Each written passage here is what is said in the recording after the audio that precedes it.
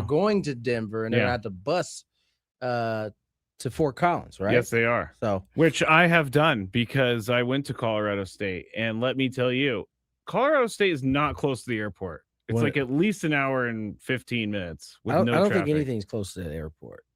Well, that's true. It's in the middle of nowhere. Fly into Denver. I mean, even our bus ride from the airport to downtown is like 45 minutes. It's true. Nothing's really all that. It's because close. The Illuminati's under the airport. We all know that. That's why they had to put it out there.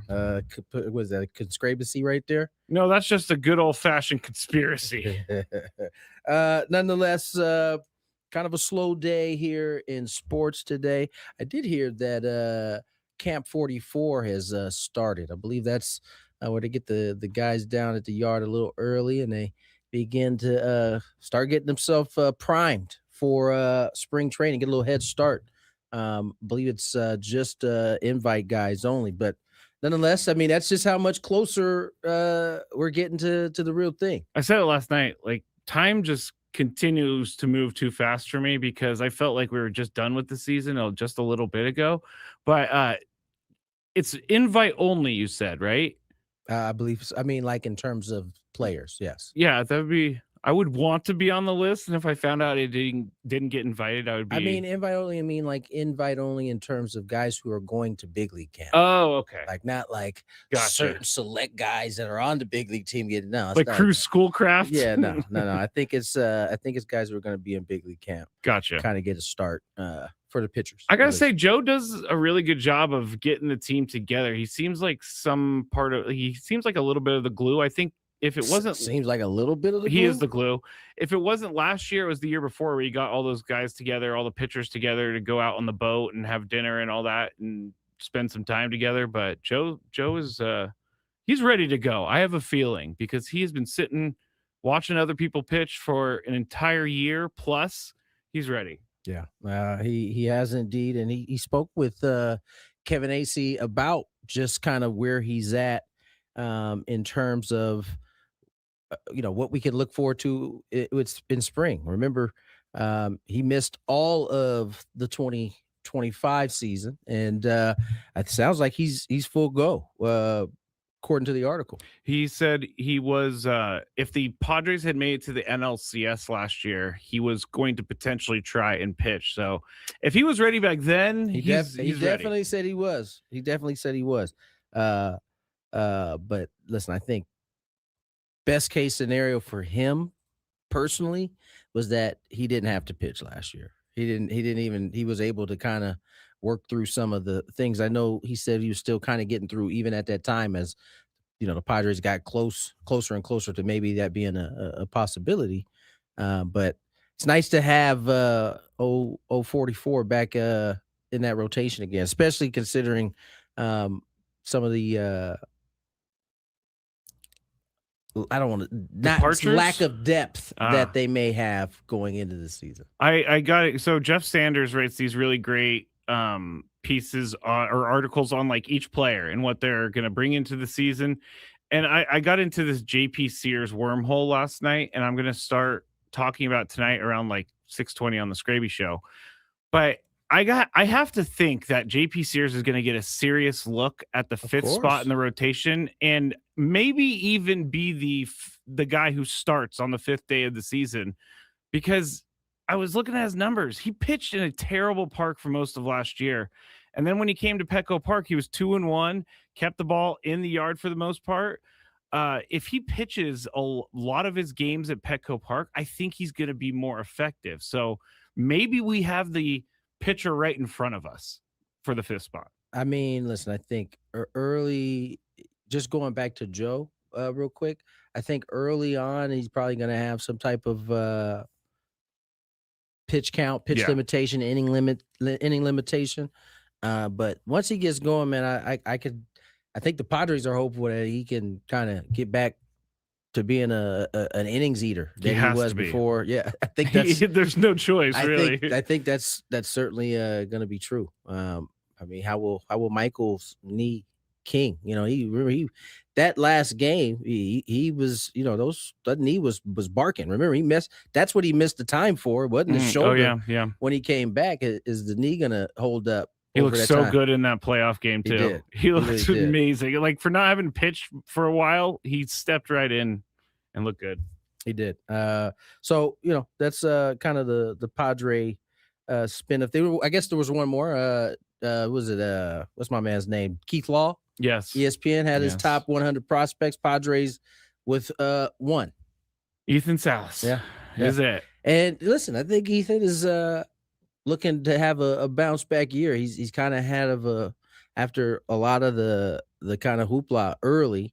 He's had to deal with kind of finding his way, and then injury pretty much took his season away last year. Yeah. So I'm sure he'll be in big league camp. We'll get a chance to see what he looks like healthy again, and see if he can kind of get back on the right track. I immediately texted this article to a friend, and because I know they always overreact on stuff, and they wrote back, "This is why the team's going to be done." And I'm like, why is the team going to be quote unquote done because of one prospect in the top 100? And I like to feed into it so I get more crazy opinion. You hang with a lot of friends that have this kind of energy. I have a bunch of different opinions around me, but this one is the most fun because I knew he was going to react to it, but it doesn't really say anything to me about your big league team.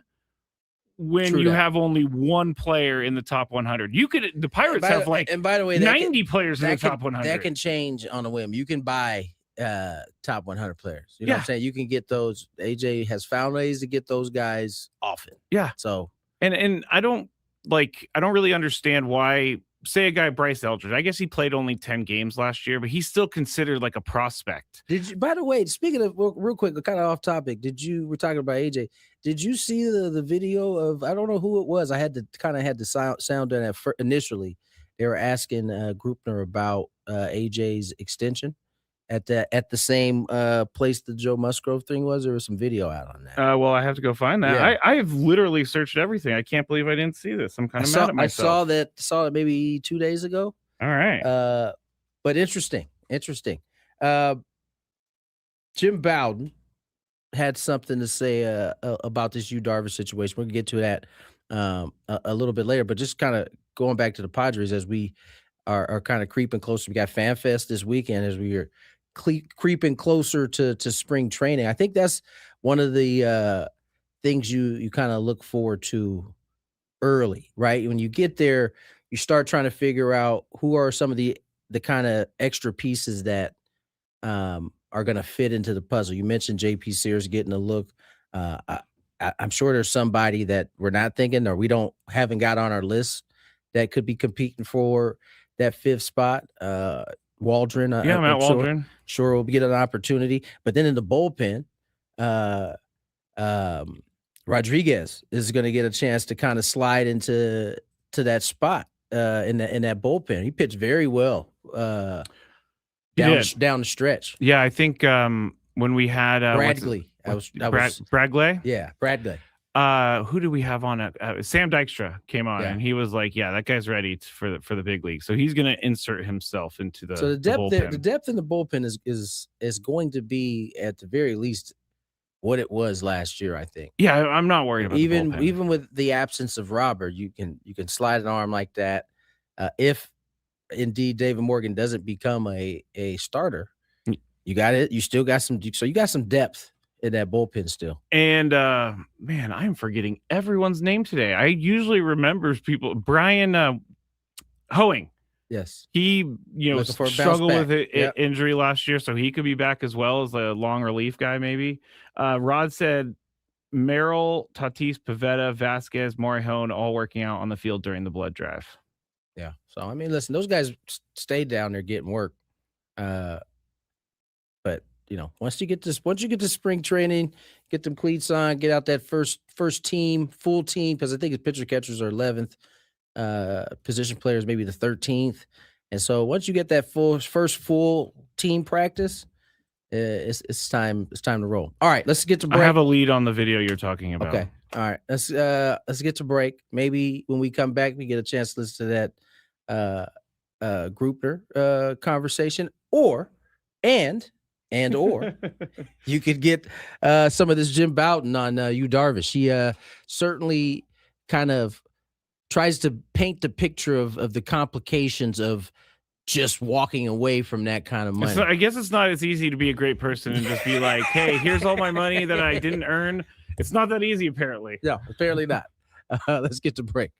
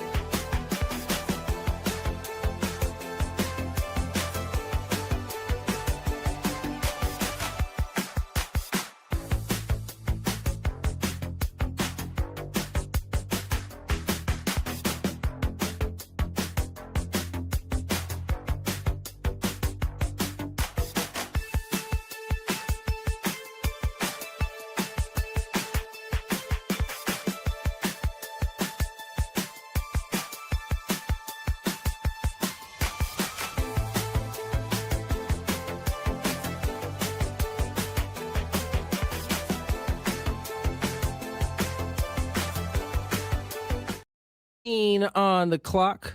Sorry, I couldn't hear myself speaking, which is why I stopped. Tony Gwynn Jr., Matt Skraby. Uh-oh. I just got a pop-up. All it says is breaking news, Bill Belichick. Uh-oh. Okay, I didn't need to stop the show for that. He's not a first ballot Hall of Famer, which is an argument all on his own. I got scared. Me too. Man. I thought he either was going back to the NFL, he was quitting North Carolina, he died, or I don't know. I thought that one right there, the third one. Why did it say breaking news? This is not a breaking news story. Bill Belichick, 8-time Super Bowl winning coach, is not a first ballot Hall of Famer. That is not a push notification worthy breaking news thing. I will never trust ESPN again after that. That just tells you where my head is at. I thought the worst when I saw that come across. Like, I would have even accepted Bill Belichick and his girlfriend have parted ways. Not first ballot Hall of Famer. Nonetheless. Which is kind of wild, right? We're rolling here in hour number 1 of Gwynn and Chris. LO is idle today. Idle. But Skraby was able to track down that sound. I think it was my friend Marty Caswell kind of catching Eric and asking him about the AJ Preller situation. Yeah, talks continue. Nothing new. Same comment that has been made multiple times before. Yeah. Wait, was that your music? Or no, that's in the background. Okay. I don't know. That's in the background. Okay. But that was from Marty, and thank you to Jake Garriani for alerting me to where I could find it. There you go. Thank you, Jake. So sounds like what was the last comments? I don't remember now. He said that. Okay. Nothing's changed still. Yeah, I guess not. We're a couple weeks away now, and I think AJ Cassaville said once we get to opening day, he did say that. That's when we could start worrying. Yeah. Good point. It's a good reminder. Opening day, once you get to the season, because so many things happen. Trades happen. Dudes get extensions. Players included during spring training. We've seen that happen a lot. All I remember is the Padres coming out after saying they wanted to get this done with AJ, and then nothing has happened since. I mean, I don't know. They might be talking, and they probably are talking behind closed doors, but AJ's got to build this team. Oh, he's going to do that. He's still under contract. So, I mean, he's going to do what he does to put the team in the best situation possible. Yeah, I don't see him ever tanking. No. This whole Yu Darvish thing has gotten quite complicated. Mm-hmm. Jim Bowden was on Foul Territory talking about this very issue with Yu Darvish and walking away from the pile of money that he might be walking away from. Yeah, you hate for that kind of stuff to leak out where it doesn't originally come from a press conference from the player. When a player has $43 million left on the contract, don't really want to write it or leak out that he's going to retire. And quickly, Joel Wolf, his agent, jumped in and said, wait a minute. Now, these decisions haven't been made yet. Now, remember, as you guys know, his agent gets about $2 million of that $43 million left, right, with his percentage. So he's affected as well. There have been players, as you know, historically that have walked away from a lot of money. Gil Mesh of the Royals back in the day walked away from a huge contract, something most people don't do. Steven Strasburg got paid his full amount to walk away from his team, the Washington Nationals. That was because of injury, which Darvish is injured right now too. So he got completely paid. Gil Mesh walked away from it.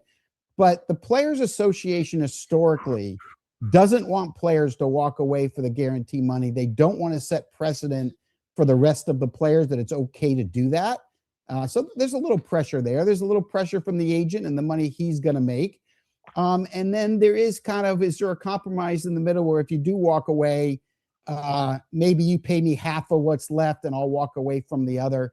But the whole idea of having an article come out there, he's retiring, he's going to walk away from $43 million. It doesn't help anybody, because if you're a fan like, oh yeah, he's walking away from that, we'll go sign Framber Valdez. We'll take the money and give it to Framber now. Yay. Okay, we get where he's going with that. Yay! I did think, I'm not gonna lie, when I saw that, I was like, wow, this is great. Extra money on the books for them to spend this year. Yeah, I mean, I will say, if from Yu's perspective, it's probably something that he wanted to be able to deliver. I mean, most guys of his stature, when they retire, they're the one that kind of It's like an Instagram post, right? or... They're the one that's kind of in control of it, and so it doesn't seem like that was the case here, given that we're kind of in this hold position that we don't, that basically he's like, I'm not sure yet. As a former member of the Players Union or Association, does it bother you that if a fellow player would walk away? Isn't that their choice? I get that. I mean, you still have the choice to keep your contract if you walk away for injury. So why would other players or the union MLBPA be mad about that?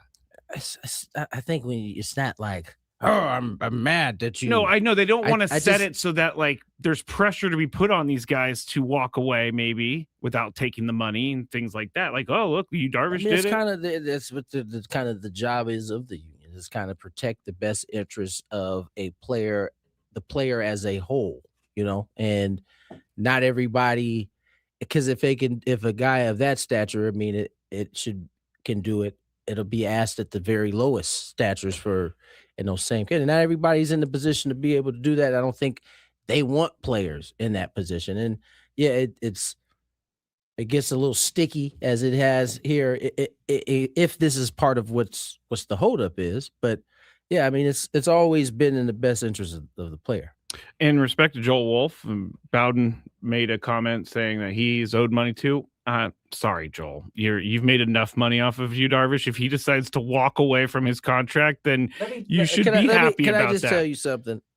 I know that sounds like a thing, but ultimately, if a player decides I'm not playing, there ain't an agent and whatever amount of money he can get that's going to convince a player to, hey man, I know I want my cut of this. Sorry, bro, I'm done. I didn't appreciate Bowden saying that. I think that was just a good, nice little clickbaiter right there. It got me. It really got me, because I was like thinking, this is the same Joel Wolf that stood in front of everybody saying that Roki Sasaki didn't want attention. So anyway.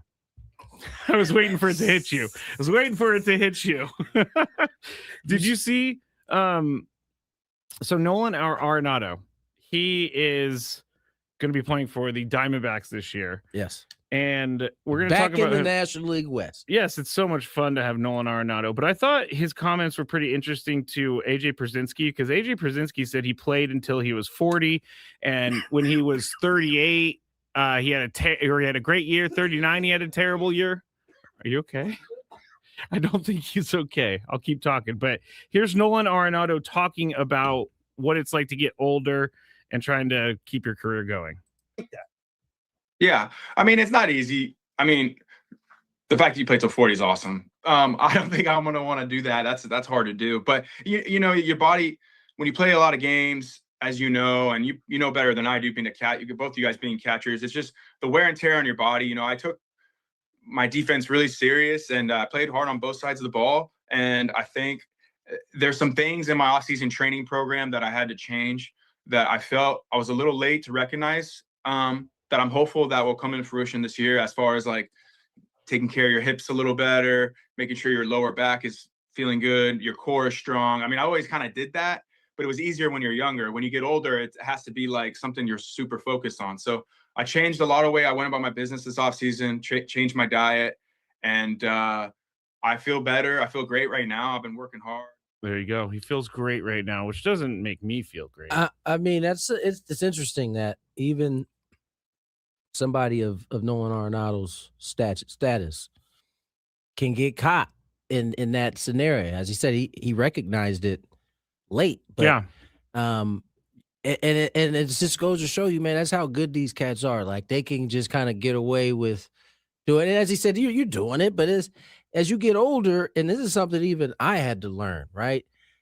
Because when you're in it, you don't quite notice it right away. Because, I think you kind of go through the process of lying to yourself, like you're not seeing or feeling what you're feeling. Not sore. Right. And that it's just a temporary thing. And then, and now before you know it, you're like behind, and you've given up a couple of years before you started to realize, man, I got to figure out a way to, as I've aged, to be able to maintain the type of, quickness in the hip area, because as you get older, it's your trunk that's going to allow you to play as long as you can keep that at least, athletic, you got a shot. And, the fact that he recognizes it, maybe that's exactly what he needed. And he's getting not out of that hot ass area. I was gonna say, can't help. I was gonna say he doesn't have to Can't play hurt, I mean. in like 95 and 100% humidity every single night. He can go to Arizona and be inside. Be inside. He has to go there just once a year. He's got to go to that spot. Now he can be in the nice air conditioned dungeon. And even when he leaves a game, his car could already be air conditioned, so he never has to hit the hot air. He'll never know what Arizona feels like. Yeah. No, I mean that's good for him. Maybe bad for everybody else. All right. Sam Levitt has decided to. He is on the stream already, waiting to get on. So Sam Levitt's going to join us. We'll talk a little more Padre baseball on the other side. It's just the two of us. Chris Ello, Idol. More Gwynn and Chris.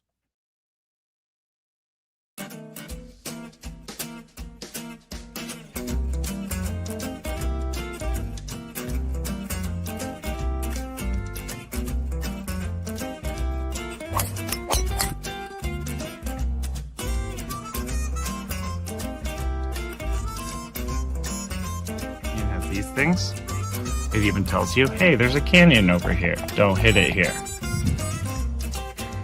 Skraby from about 45 feet. His caddy tells him to play it a little to the right. He's been playing well so far today. Fourth hole, nice smooth delivery. Hit it too hard.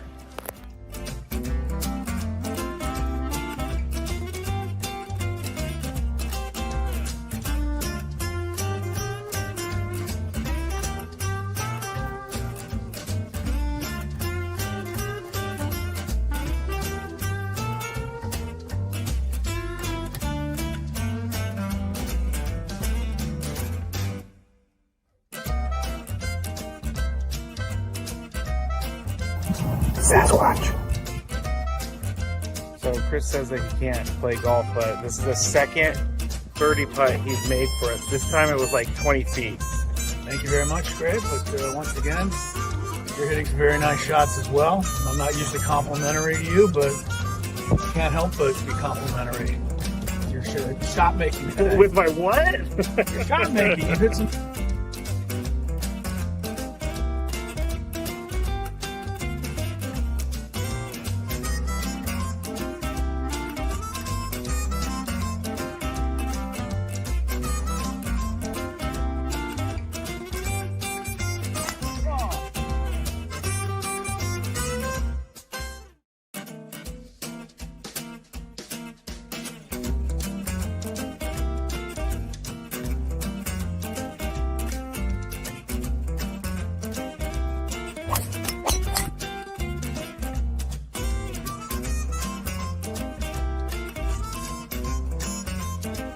These things, it even tells you, hey, there's a canyon over here, don't hit it here.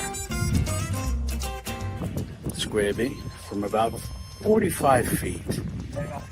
His caddy tells him to play it a little to the right. He's been playing well so far today.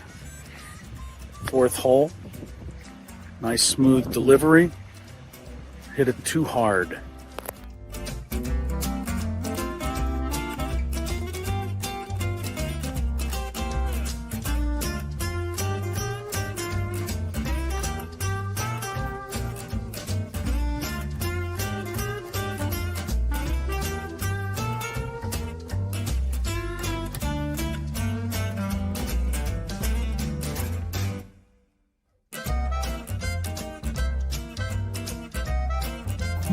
Sasquatch.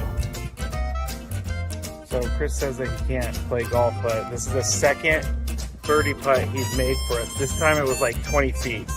Thank you very much, Greg. But once again, you're hitting some very nice shots as well. I'm not usually complimentary to you, but can't help but be complimentary. Your shot making today. With my what? Your shot making. You hit some.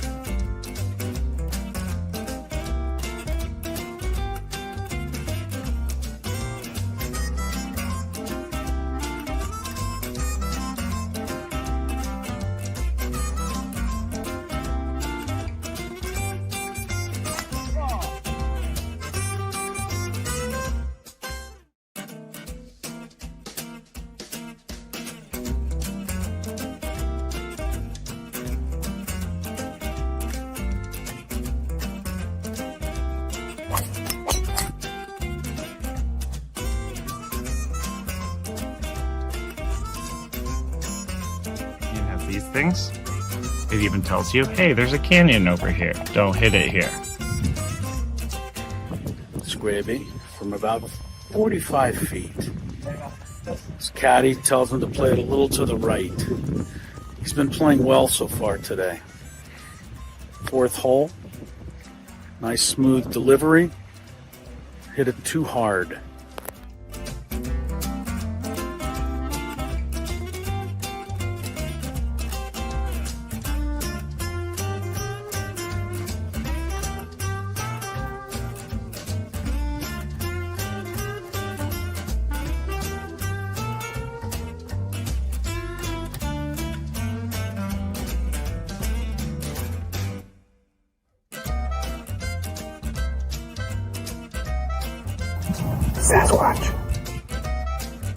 So Chris says that he can't play golf, but this is the second birdie putt he's made for us. This time it was like 20 feet. Thank you very much, Greg. But once again, you're hitting some very nice shots as well. I'm not usually complimentary to you, but I can't help but be complimentary. Your shot making. With my what? Your shot making. You hit some.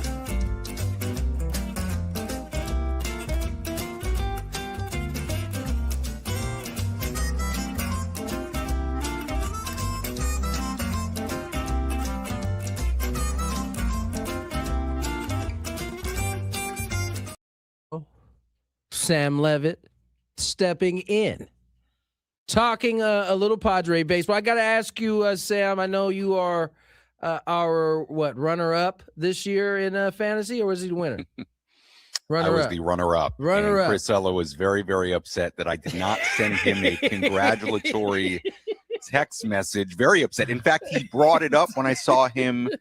When was I? The Christmas was party, it maybe? last week? I saw you guys in the studio. I Yeah. think it was Oh, last yeah, week. yeah. He still brought it up. Of And course. this is now weeks later. So And- that bothered him. But, I made a couple of really poor roster decisions for the championship game. I tried to go 2 tight ends. I don't think I that was got your big- downfall. You got cute. I think that Chris's got team was cute, just better. Sam. I don't think. Yeah. I don't think you know what? Sam could've It won. really wouldn't have mattered. My only chance at the end was for Bijan Robinson to Oh yeah, basically do nothing, he- and then he that did a was the lot. game where Atlanta beat the Rams, and he put up like 35 points. So Yeah. it really didn't matter. I gave Chris a good shot, but yes, he was still as of last week still up in arms over the lack of congratulatory text. I don't understand By why the he's so way, mad I because just want you he to know, doesn't Sam, text himself. By the way, Sam, I just want you to know I was on your side. And I was like, I don't know that that's the thing. Like, I'm not sure that he should It's want not. to. It's not. It's not. It Sam didn't says. even cross my mind Right. to send him a It text. wouldn't have crossed. It wouldn't have crossed most people's mind. If we're being honest. Once it was over, my life moved. But I think Chris takes it pretty seriously. You think? Yeah, Yeah. no, he definitely does. He Because definitely deep does. down inside, he really wanted to scream from the rooftops about how great his team was, but he didn't. He He kept it in a resists. little bit. He resists for sure. Hey, real quick, because I made a big deal Mhm. about it before you came on. Mm-hmm. The fact that it was breaking news.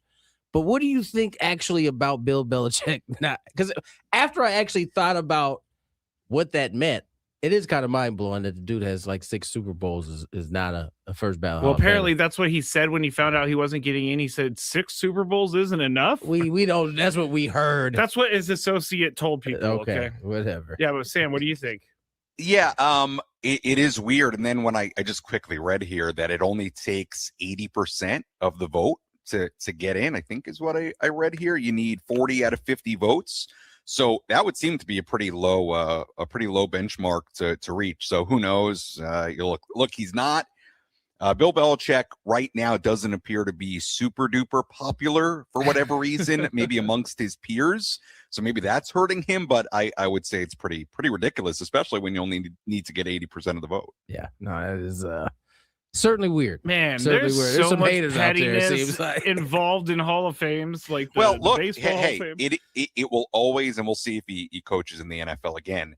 It will always strike me as odd that this guy won 6 Super Bowls, has 2 decades of the most success we've ever seen, whether you want to attribute a lot of that to Brady or not, and couldn't get another job in the NFL. That's a good point. That's weird. It's super That's weird. weird. The more you think about it, like when you really, really think about it, like he had a couple bad seasons in New England Like, before before he like left, 2 maybe. and 2 then or like 3? he couldn't even get a job nowhere. But which That's is weird. weird because John Harbaugh, basically what the reports were, Bill Belichick wanted full control of everything.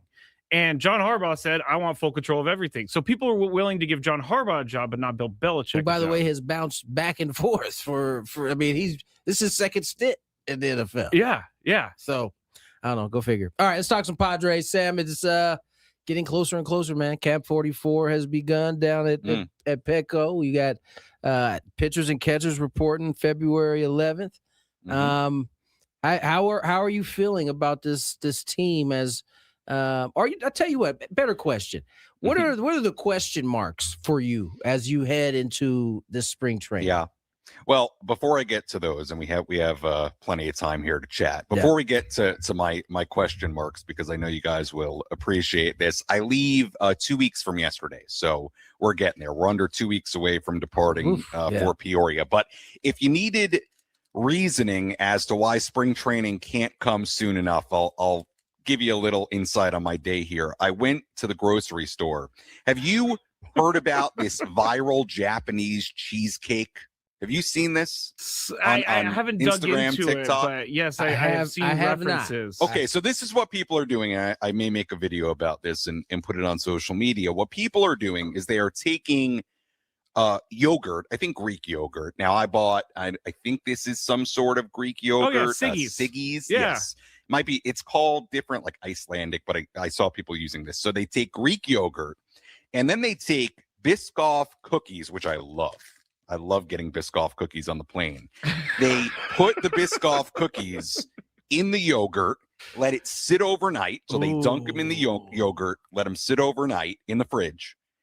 And then apparently it is like beyond delicious when it comes out and you take a spoonful of the yogurt and the soft cookie. I need to do this. That is my activity once I get off with you, is set these up and enjoy them tomorrow. Well, hold up. Since you brought this up, so did you see it on TikTok and was like, yes, I got it. Do you know what's funny is that half of the things that happen in my house now are because someone saw it on TikTok. Right. I mean, my kids they've tried a number of different recipes. Some have been outstanding. Some have been not so outstanding, but it's just so funny that is how a lot of us are living now. Like I don't own TikTok, so I would miss out on this if I didn't have kids. Well, if you're out there wondering who is following the TikTok trends, it's teenage girls and me. That's who's doing it. Are those the same things as biscotti cookies? Because we have no. Okay. No, biscotti is not a brand. Biscotti is a type of it's like cookie that's it's longer. It's it's got biscotti. chocolate maybe in it. It can. It can. I'm not sure exactly I think I'm gonna how have it's to made, do but this. I think I'm gonna have to do this. Biscoff is a brand, and I love a Biscoff cookie. To the Padres. Yes. I thought you guys would enjoy that, and I know we have time here. To the Padres. You don't need to qualify yourself, Sam. It's all good. Yeah, well, I knew you would enjoy the yogurt and the cookies little part there. Padres related. Look, I look at this roster, I look at the 26 man, I look at the 40 man, and obviously I think pretty soon here we'll probably get the list of non-roster invitees to big league spring training, which is always interesting because then you know who's going to be in that major league clubhouse on day one. And especially this year, we're going to see a lot of those guys, more often than we would because of the World Baseball Classic. Those moves of getting guys out of big league spring training is probably going to happen a lot slower because of the WBC. And then we're going to have a stretch there where, we're going to see a lot of those guys. Look, the good news with the Padres as far as question marks, Tony and Matt, is there aren't a ton.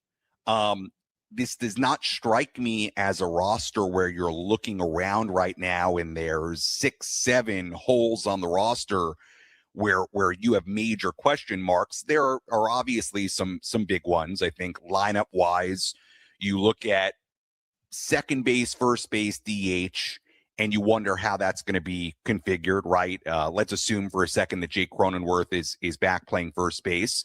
Well, then who is your starting second baseman on most days? That's a pretty good question right now. Is that Sung-Mun Song? Maybe, when he was signed, it sounded like he was more of a utility type guy. But right now, you look at this 26-man roster, and he would kind of slot in hypothetically as a starting second baseman. So Yeah. I'd be surprised if that is what happens. Obviously, Jake can also play second base, which opens you up for first base. Again, you look at the roster and the 40-man right now. Well, your option there would, be a Gavin Sheets type. Same thing with DH, right? I mean, these are the question marks. DH, first base, second base, with obviously Jake fitting in the mix at first or second, depending on what the rest of your roster looks like. So there are really two spots in your lineup where I think you still have some pretty big question marks as far as what that looks like.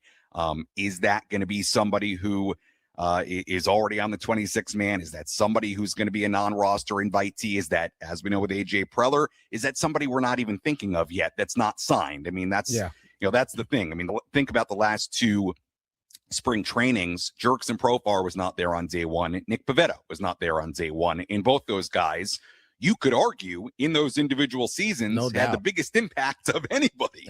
So you just don't know. So I think it's a little hard to say how that's all going to look, but I'd kind of be shocked if there aren't some pretty significant moves made, at least with guys that AJ Preller feels like can fill those roles in a starting capacity. So again, you're figuring out two spots in the lineup, but second base, first base, DH, depending on where you want to play Jake. That's kind of the first part.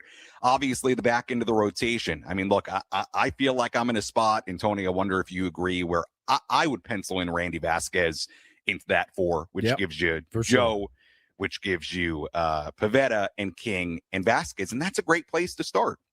It's a great place to start. What is your number 5 and what's your number 6 and number 7 after that, and what that depth looks like, because you're going to need it at some point.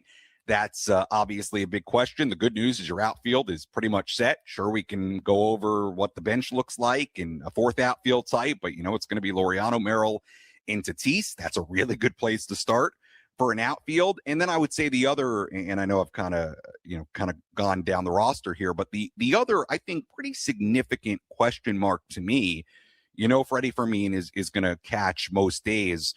Is Luis Campusano your number 2 catcher? Is he your backup? I mean, we certainly saw last year the Padres did not seem inclined, number 1, to get him at bats, but number 2, to have him behind the plate. And there have been, last year was a good example where Luis came into spring training. You thought there was a pretty good chance he could even win the starting job. You had Elias Diaz there, then you have Martin Maldonado in the mix, and it really ends up being where it's Diaz and Maldonado. And Maldonado, again, was somebody we weren't even thinking about before spring training. So that's, to me, a pretty major question, especially in 2026, when you know that Freddie Fermin's not going to start every day, and it's become more of a position where you have a little bit more split time there. Maybe it's a little bit more traditional with Freddie, where he's starting most days and you spell him day game after a night game, things like that. But that's, to me, a pretty large question, because they have not shown the inclination to play Campy behind the plate at the big league level in the last year. So that, to me, is a big question as well. Well, I think the two managers had not been inclined. Two previous managers had not been inclined to put him back there. And at times there was a good reason at times not to put him back there. So can he improve back there? I think they want to give him that chance to be the backup. It's certainly pointing to that right now. Well, I agree with you. I think it's pointing that way based on the moves they've made, or lack of moves. It's not like they've gone out yet and signed somebody who you would slot in there above Campy. Tony, I agree with you. New manager. Is Craig Stammen more inclined to use Campy in that role? At the very least, he's getting a clean slate to kind of work sure, which is important. And I'll also say this. Look, obviously for Campy at the big league level, it's been up and down. There was a portion of 2023 where he looked like he was really going to be able to hit at the big league level. And I thought going into 24, I was super high on Luis Campusano. And then, 2024 doesn't work out the way he wanted. 2025, it's kind of, he's getting an at bat here and there. He doesn't have a hit. Then he kind of gets buried, where it looks like he's not going to get an opportunity to come back up. Then he's brought back up for the postseason roster. It was a bit of a weird year. But the bottom line is this: he went down to AAA and he did what he had to do. I mean, Killed what it. else is he supposed to do at the AAA level? So if I'm AJ Preller, if I'm Craig Stammen, and you are paying Luis Campusano $1 million, and you still have faith that he can be the type of hitter you want him to be at the big league level, and potentially a good enough defensive catcher to play him behind the plate at the big league level, then you've got to give him another shot to do that and see if he can translate what he's done at AAA to the big league level. So to your point, I would not be surprised if there's a bit of a different attitude to Campusano this year as far as the Padres' attitude towards him. And maybe he is that number 2 catcher, and we're going to see him get some pretty significant playing time, at least towards the start of the year. Sam Levitt joins us here on Gwynn and Chris. And Sam, we look at a guy like Toddy, right? He's just had his 27th birthday. He's coming in the year in which he had an OPS up over 800, but there's still, I think most people feel like, more in there. I mean, is this the year that we could possibly get the MVP caliber? Because it certainly got out the gates like that last year. We were talking about it for a few months into the season, but then it kind of tailed off. And I mean, I think we saw different versions of Toddy last year. We saw that early version, then we saw a version of him kind of working through some things, and then we saw him get really good at being able to kind of handle the strike zone. Can he put it all together here in 2026? Yeah, I think for me, the hope for Fernando Tatis Jr. in 2026 is he takes some of what he did so well in 2025 that he did better than he ever had in his career at plate discipline, at taking walks, things that really you marveled at what he did offensively. He takes some of that and applies it to 2026, but he's got to be a little bit more like the 2021 version of Fernando Tatis Jr.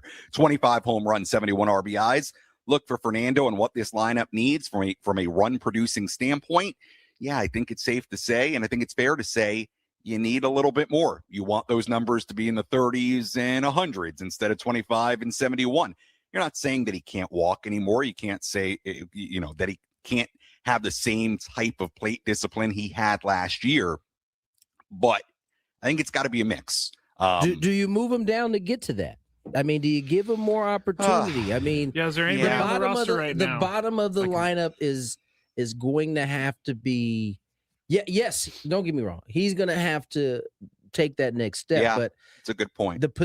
He's going to have guys on in front of him in order to be getting into that 100 zone. I mean, it's clear that he handled the leadoff spot from a traditional standpoint pretty well, right? I mean, 111 runs scored.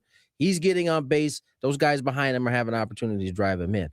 When he was right, especially early, I mean, the bottom of the lineup, if we're being honest, didn't really get good until the Fermin came over and Laureano came over. They were able to drop. I think Cronenworth was kind of able to hit in that 8 spot a few times because of it. They're going to have to be productive if he's going to be that guy. Now, the homers, no doubt. We'd like to see that with a 3, starting with a 3 somewhere. But in terms of the ribbies, the bottom of the lineup is going to have to figure out a way. And I just going in right now as situated, you got a chance to maybe to stretch it out, but that's the part of the lineup that's I think we'll be watching again. Yeah, I think it's hard because if not Fernando at the top of the lineup, if you want to put him in a more advantageous situation to drive in runs, to your point, right? Who's leading off? Then who? Right. I'd love to say Jackson Merrill could be that guy, but he's kind of he likes to swing. He does. He doesn't profile to me as a leadoth guy. Obviously, it's not going to be Manny. I don't know that I think he could do it, but that. I think he could do it, but I don't know that he's shown with the profile at this point. Right, Xander is Jake a leadoff hitter? You start going down the lineup. It's like, well, if not Fernando, right? Then who? And the thing you just love about Fernando in the leadoff spot, and even last year when he was struggling, and there were calls from a lot of fans that wanted to move him down. Look, there is there's always going to be the threat of Fernando starting a game. The fact that he could hit the ball 450 feet, the fact that he can get to first base, steal second, create havoc on the base paths. That's always something that you're going to like. I think any manager's going to like. But I think the problem is if not him at the leadoff spot, then who?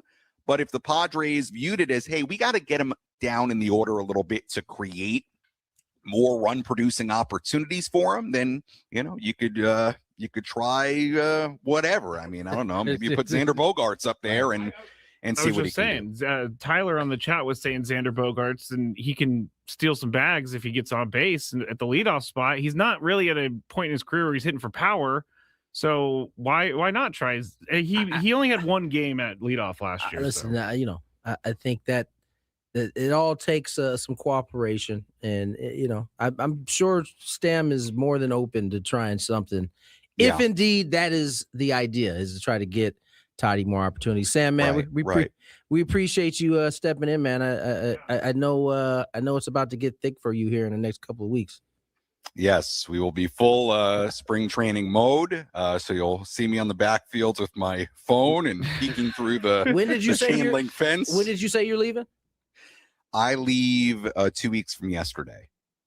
So February 9th, I think that is. Don't you always go when you're on your way out, you go get that special, what is it, the shake or the date thing? I usually, well, you know what? I don't think I did that last year. I might stop for a date shake in Dateland, Arizona. That's in Dateland, Arizona. Yeah, I think that's what it is, Dateland, Arizona. Everybody knows what you talk about, that little place on the side when you're on the way to Arizona. I can't wait to go to spring training so Sam and I could go to dinner and just talk trash about life. Thanks it's for great. us. Yeah, I'm not talking trash about people. I'm just saying Sam and I just talk trash about life, not man. Me.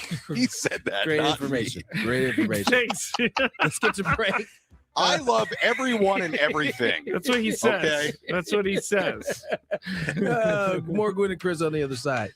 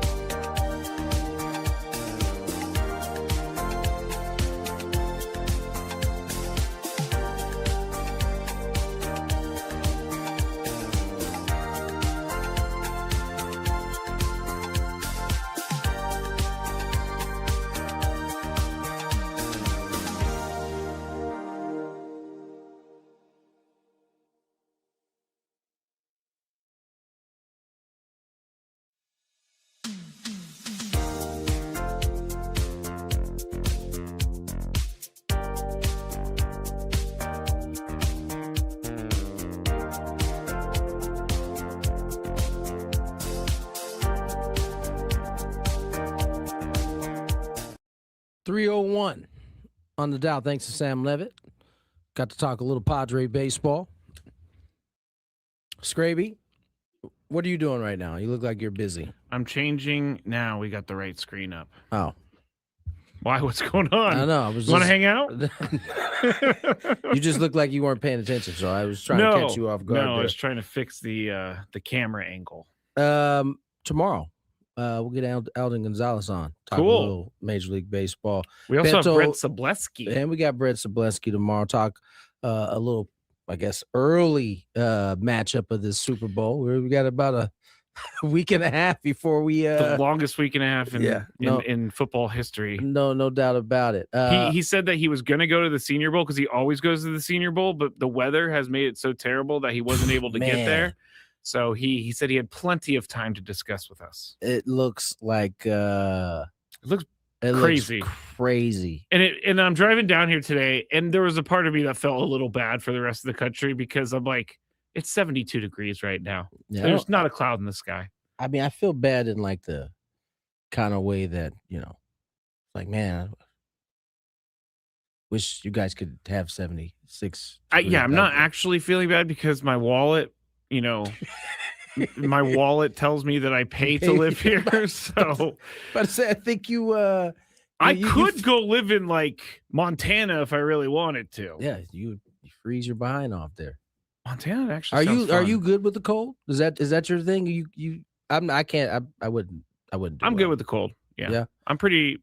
I'm a warm-blooded human being. So the coldest I ever felt. I told this story. Is that in Cincinnati? No, it was in Minnesota for the Super Bowl when we went to Minneapolis, and it was a wind chill of -30. I'm telling you, Tony, I don't know if you've ever experienced -30, but it doesn't matter how many layers you have, that wind goes right through you.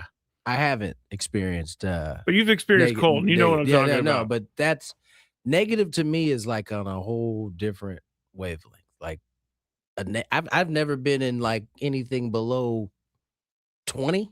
Oh wow, you haven't experienced life, man. No, I don't plan on experiencing that. You can go outside, not by choice, at least. Feel like your bones are gonna break because it's so cold. Yeah, no, I'm good on all that. All guests on 97.3 The Fan join us via the David P. Shapiro Fan Hotline. David P. Shapiro, criminal defense attorneys helping good people regain control of their future when charged with a crime since 2010. Visit davidpshapirolaw.com. Of course, we are broadcasting live here from the Bill House Studios. We know how. Let's get to our daily gambit of the day.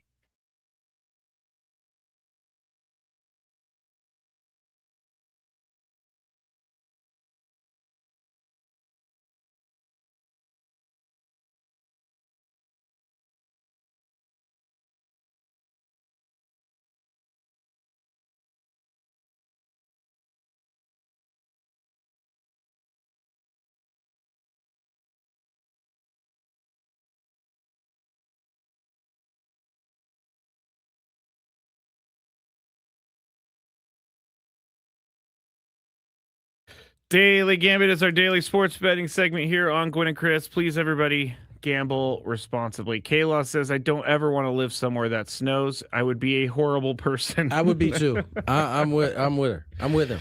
That would her. I'm with her. Excuse me. I would definitely be a bad person. I wouldn't be just good. Be grumpy all the time. There's nothing worse than your fingertips and your toes going cold. Now, when I was in Cincinnati, we did have a cold streak. I told the story last night, but we had a major storm overnight, and I had to get to work at like 8:30.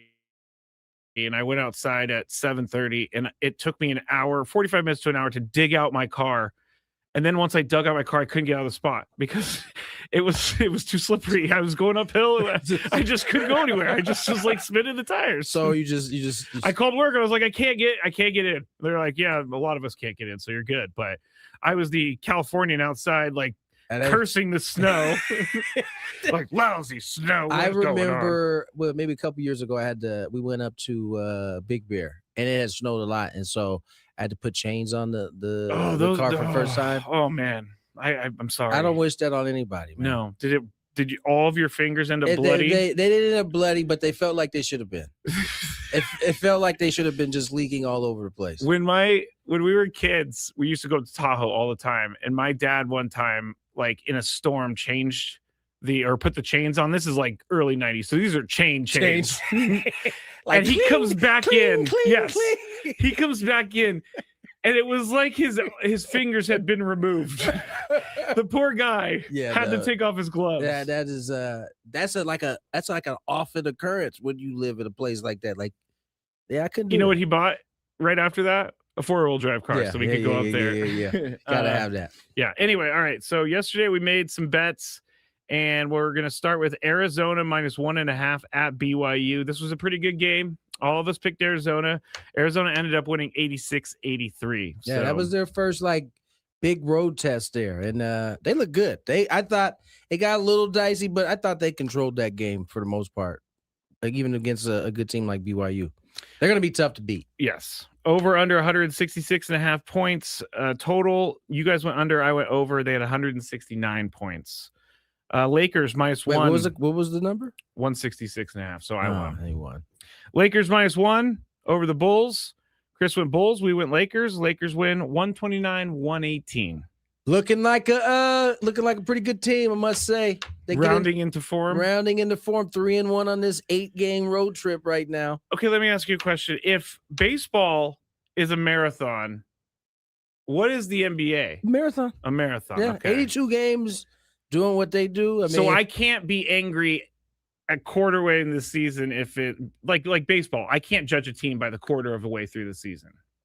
I mean, you can, but something, It's things a little can different, things can kind. Yeah, I think so. I I think for basketball, you start judging teams by like just after the break. Okay. That makes sense because they have about 30 something games left. Over under 235.5 total points in that game. Chris and I went over. Tony went under. It was 247. So the Lakers let you down there. Who had more points? Luka -15 or Kobe White? This one was even more explosive. Chris said Luka. Tony and I said White. Luka had 46 points minus that 15. His number's 31. Kobe White only had 23, so we lose that one. But 46. Kobe White had 23. That's good for Kobe White. Yeah. 46. But 46 is just put it out of range. I thought with the -15 it would be, close, but it wasn't. Who had more points, LeBron or Josh Giddey? LeBron -10. Let's see. Chris and I, or you and Chris went Giddey. I went LeBron. Giddey won that. LeBron had 24 -10, 14. Giddey had 19. Yeah. And then finally, LeBron had 20 in the first half. What happened in the second half? He only got 4 points. 41 years old, man. Is that his excuse now? Go ahead, Luka. You got this, dog. Well, yeah, when someone else is on fire, just give him the ball. Handle that.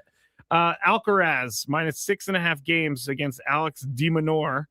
Chris went de Minaur. Tony and I went Alcaraz. Alcaraz won 7-5, 6-2, 6-1 for a total of 9. So he won the bet. And let's go to tonight's bets. Now we have a pretty good college basketball game, but this just shows you how good people think Michigan is, because Michigan is an 11.5 point favorite over Nebraska at home. Undefeated Nebraska, Nebraska, but like, that shows you how good Michigan is. So what do you think? Michigan favored by 11.5, Tony. I think Nebraska gets under that. Okay. So, yeah. I'm going to go with Michigan just to be a contrarian. Now, your new favorite alma mater, or not alma mater, school, Grand Canyon, is my new favorite. No, it's not my favorite. At Nevada. Okay. Nevada 3.5 point favorites. I'll go. And I'll say, for some reason, I don't feel like Grand Canyon can play outside of their own gym, even though they're pretty good. I'm going to give it to Nevada. Give me GCU. GCU. The Lopes. Oh, my favorite. Zion Williamson. Over under 22.5 points. You see him blow by the alien yesterday and thunder dunk it? Yeah. Let me go look. Made him look like he was stuck in cement. Even Wemby was stuck in cement? That's what it looked like. What do you think? Over under 22.5 for Zion? Over. Over. Okay. I'm going to go check out this dunk real quick. Let's see. I'm watching. No, that's not it. Never mind. Continue with the bets, man. I know. I mean, you to look for it right now. My ADHD is out of control. I'm going to go over as well. Now we Cat have just starts looking at videos in the middle of the segment. Yeah, it's bad. Kings at Red Wings. Since you love the Kings, I'll see if I can get one right here. the Red Wings are -1.5 on the puck line In Detroit. in Detroit. Give me the Kings. Give you the They're gonna cover. Kings. Just think- Detroit by 1.5, you said? Yes. Okay, yeah. Give me Puck, the Kings. puck line. Oh, the puck line. All right. Kings, I'll go Red Wings. And then we get some Australian Open stuff. Djokovic is playing tonight against Musetti. So Musetti and Djokovic, I didn't look at the right thing. Total games, that's it. Hold on. I'm sorry. I'm not usually in charge of the bets. We could tell. Oh, here it is. Over under 38.5 total games. So like how many games do they play? They go best of 5. Yes. So I'm gonna say over. Okay. I'm going to say over as well. Now, here's another one. Ben Shelton, I believe, is the fiance of... Not a fiance. I think they're just boyfriend. dating, yes. Okay, boyfriend of Trinity Rodman. And Ben Shelton is taking on Yannick Sinner tonight at midnight. So this one, let me go get the game spread. I don't Let's do think it a little bit different. Sinner is -6.5. Give me Sinner. Okay. You don't have any faith in Ben Shelton? Oh, wait, excuse me. Give me Shelton. Okay. I'll go with Shelton. Shelton's getting Plus 6.5. plus 6. Yeah, give Yeah. me Shelton. All right. That's it for our bets today. Let's get the break. On the other side, more Gwynn and Chris traffic. Not yet. End of the break. End of the break.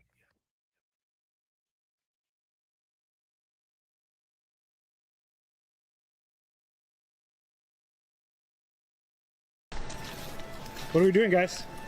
I'm going to see the museum for the first time ever. It's going to be sweet. See my dad's plaque.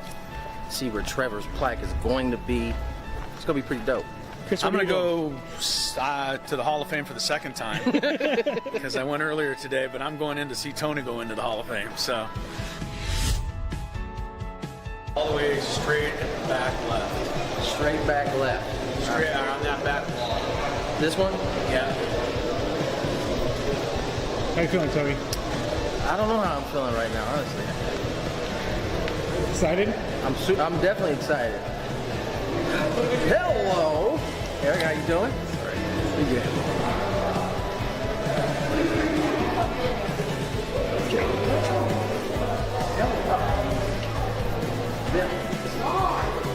Wow. Just like I told you, next to the famous Barney Dreyfus and Leslie Wilkinson, whoever they are. That does look like them. I know. It's a good shot. They don't do them all that great. That one's good. Really good.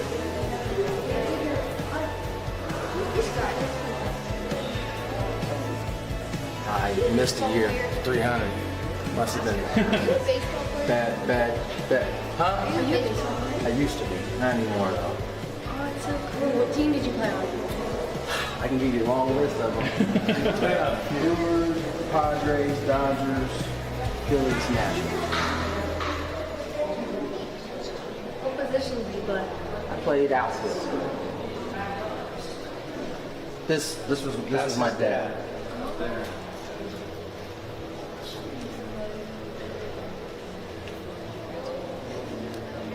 Oh, there's Dick Williams, Goose. I think he'd be pretty happy with his company over here or something. What are you thinking of seeing it for the first time? I'm thinking I'm hot. I'm quite warm right now, but it's cool. I mean, it's what I thought it was going to be. I mean, who not too many people can say they have a dad that's enshrined in this place, so I think this is awesome. What are we doing, guys? I'm going to see the museum for the first time ever. It's going to be sweet.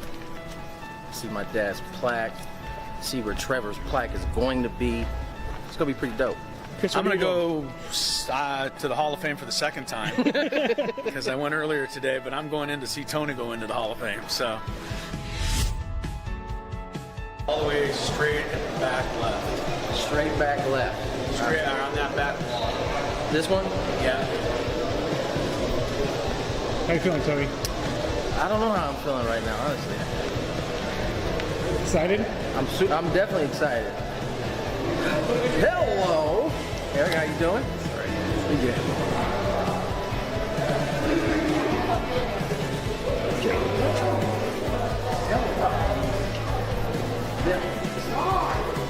Wow. Just like I told you, next to the famous Barney Dreyfus and Leslie Wilkinson, whoever they are. That does look like them. I know. It's a good shot. They don't do them all that great. That one's good. Really good.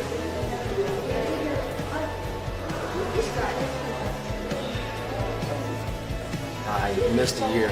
300. Must have been bad. Huh? I used to be. Not anymore, though. Oh, it's so cool. What team did you play on? I can give you a long list of them. Brewers, Padres, Dodgers, Phillies, Nationals. What position did you play? I played outfield. This was my dad.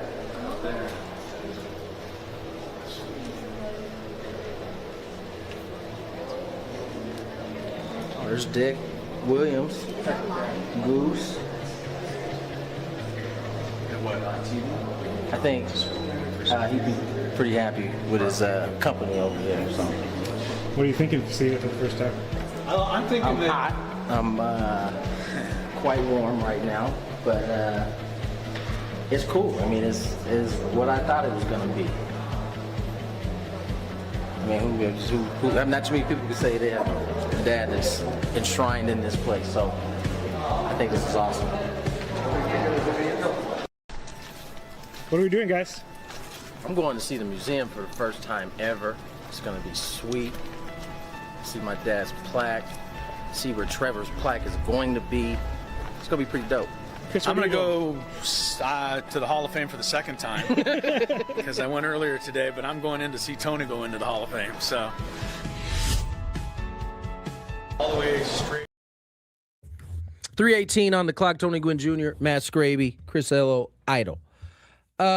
We were joking earlier when ESPN broke news that Bill Belichick was not a first ballot Hall of Famer, and it just seemed a little weird. Maybe I'm in a bad headspace, which is why I was thinking so bad. It's fair.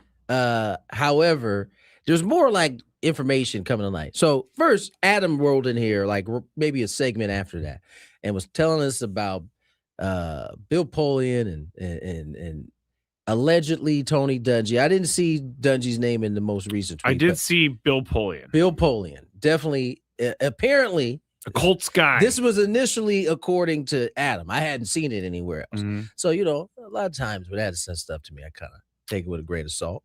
That's but messed up. However, as I started kind of flipping through my phone, and everybody's kind of talking about the same thing. They're very angry. I got the one quote here from Ryan Clark, who said that, and he brings up a terrific point, that if indeed Bill Belichick is being, and the rumor is true that Bill Polian somehow kind of led the charge of him not getting in, does that also then mean that Tom Brady has to wait for a first ballot to go through? Because he certainly is a part of it. Yeah, he's the one who threw the football, so he's the one who wanted the footballs deflated. That is crazy. Now, I think it should be stated that Ryan Clark believes that Bill Belichick, without question, yeah, is a first ballot Hall of Fame. I mean, he's the most winning. He won 6 Super Bowls. I do understand if it was he like is the greatest, most accomplished head coach ever. Yeah. So does this mean that no coach in the history of the rest of this sport, or at least until one tops what he's done, yeah, can be a first ballot Hall of Fame? No, you're right. They've set the precedent now.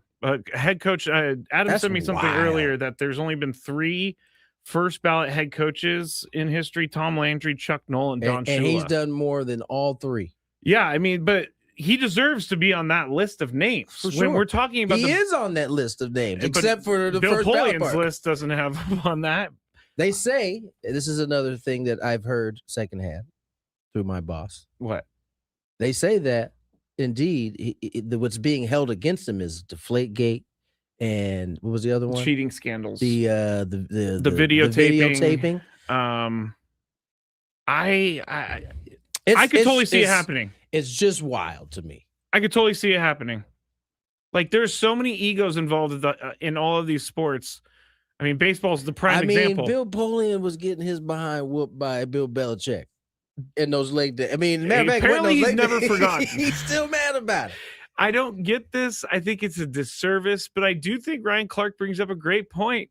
Tom Brady, does he get in now? Let's first of all, let's go ahead. First ballot, let's just go ahead and say this. That would be even more insane. It would be. It 100% would be. I mean, this is crazy, but if Tom Brady gets to this point and they're like, "Nah, Tom, you gotta wait 1 year. We'll revisit this next year." It's a wrap. I don't know how you could take that bad boy serious anymore.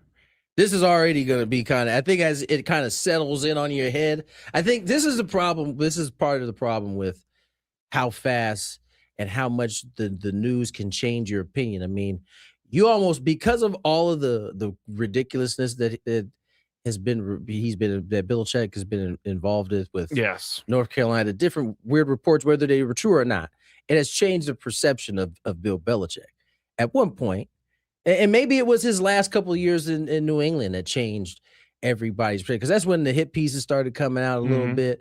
And so he went from a dude that was I didn't think this was a question whether he was a first ballot Hall of Famer to these other sideshow stories that seemingly have maybe impacted the way some feel. Now, Bill Polian, as you said, this is ridiculous. He seems like he's been holding on to this for ridiculous. a long time. If indeed this is true. If indeed Bill Polian's behind this, that's ridiculous and it's stupid and it makes him look bad.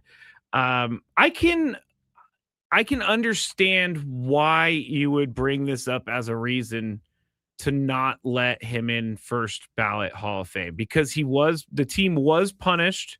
I mean, Deflategate took on a life of its own. It went up to they were going to Congress and stuff like that.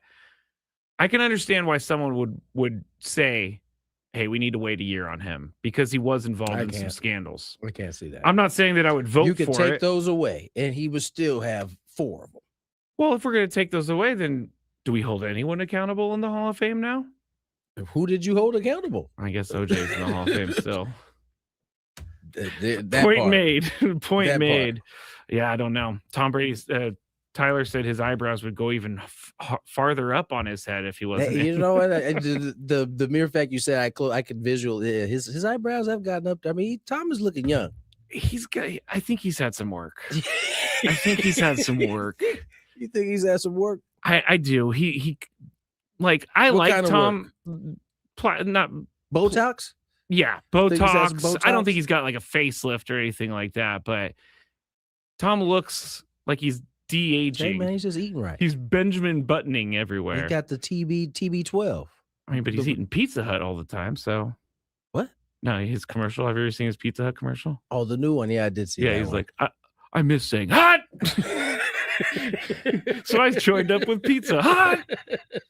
I saw it the one time. It was pretty good. Yeah, so that's kind of wild. What's an upper bleph? Oh, maybe I shouldn't have said that on the radio. Don't know. Someone's saying that's the type of work he probably has done. I'm sure the chat can tell you. Oh, it's correcting drooping or sagging upper eyelids. I kind of need that actually. Bills, they got their man. We didn't talk about that yet. Yeah. On the staff already. Joe Brady. Yeah, 5-year deal. Why 5 years though? I don't know. It feels like that's. Does anybody get a full 5? I mean, McDermott got an extension. I mean, does anybody? It seems like if it doesn't go well early. No. You're in jeopardy after year one. Yeah, and then they have to pay. Sometimes Look at the Raiders. it's just 1 year. Talk to the Raiders about how many coaches they have to pay. Why? You might think, okay, this guy is a good. We've had him in the building. We know how he works.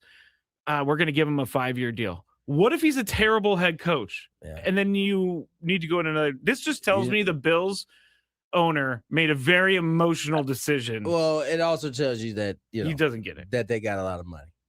Yeah, that too. Because they don't spend. I mean, listen, this is they spend what they can. Yeah, they do. And 5 years. 5 years is a long time for a head coach. Why not 3? Let them. You already have a pretty much a Super Bowl team. Unless Josh Allen was like, hey, I want a long-term commitment. That may be it. I mean, that has been his offensive coordinator. He has seen some of his best numbers of his career under Brady. Yeah. So maybe that played a big part in it. I also saw that maybe he's deserving of it. He might be. We'll see.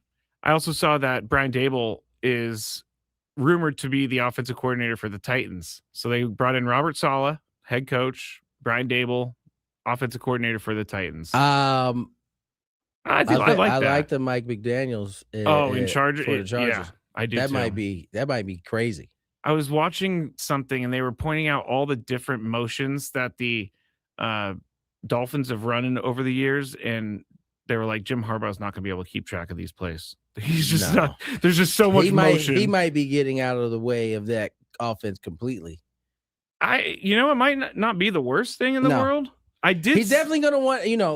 The one thing about Jim Harbaugh that I think it'll be an interesting kind of thing. I've always seen Jim Harbaugh and thought about like when he would be like one of the only coaches in college still with an I formation, still with like, and so now you got Mike McDaniel who's got all these like flashy kind of plays. Motions and movement. I wonder how good of a marriage just stylistically this can be, because I can totally see, because the one thing about a Jim Harbaugh football that you have never associated a Mike McDaniel's football team is toughness and run game. They Jim Harbaugh typically likes to pound the football. Yes. And I'm not saying, and listen, what I do remember is what's my man's name for the Dolphins, the running back? H-Chan. He had a lot of big runs, but it wasn't like line it up, let's just hat on hat. Yeah. Power football. It was finesse. It was a little more finesse. So I wonder, being that that's been Jim Harbaugh's kind of identity, I wonder how that's going to mesh over time. Well, he hired him, so it's true. So maybe he's willing to take a step back. I think Justin Herbert is going to thrive, and I love the storyline of getting to see what Mike McDaniel would have done with Justin Herbert had he been drafted by the Dolphins. Right. He could have been drafted by the Dolphins. Yeah, I love that. All right, let's get to break. On the other side, Lakers, as I said, off to a 3-1 start on this 8-game road trip. Talk about last night's game against the Bulls. Beto Duran joins us to talk about it next. More Gwynn and Chris.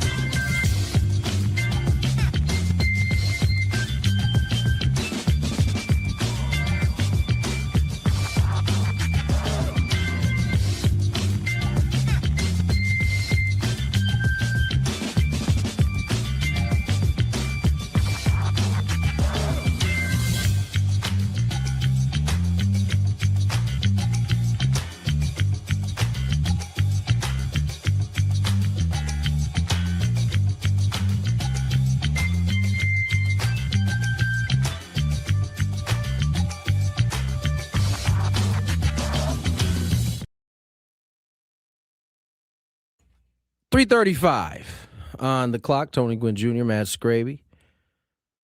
Lakers with a nice win last night. Took out Chris Ello's Bulls, 129-118.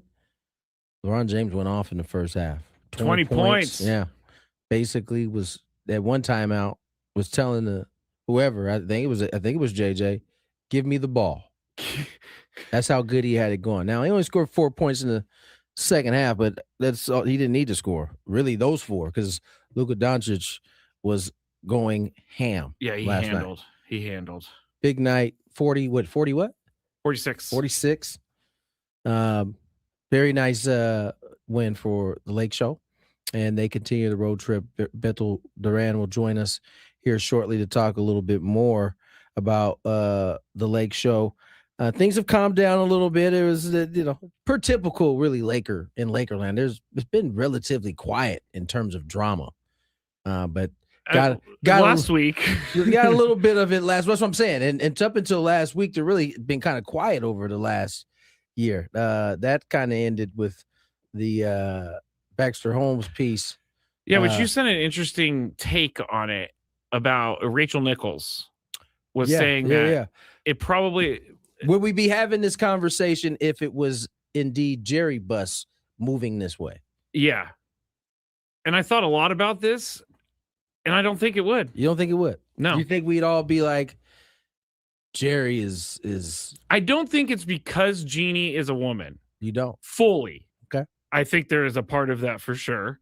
I think a part of it's built in. And I don't think you can get around it. You're the Lakers, what is she, the GM owner?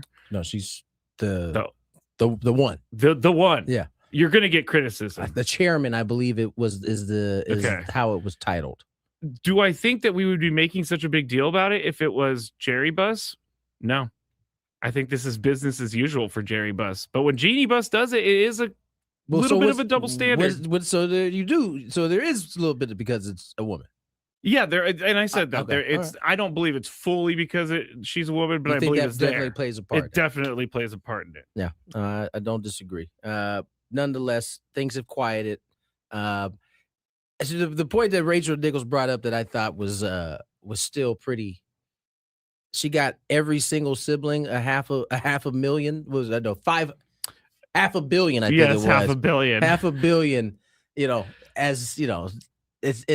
And I think the point was made that like they're fine. They're all getting broke off. Yeah. Now, that being said, Jeannie probably got a little bit more, and she's still there, and she's still making money, 100%. But LeBron got called into this whole thing, so he was like, "Yeah, I don't really know why I was." He played it exactly how he should, which is that has nothing to do with you. Focus on basketball. Team is having some success this year. Just keep the main thing the main thing. All right, let's check some traffic. We'll have Beto Duran there shortly after.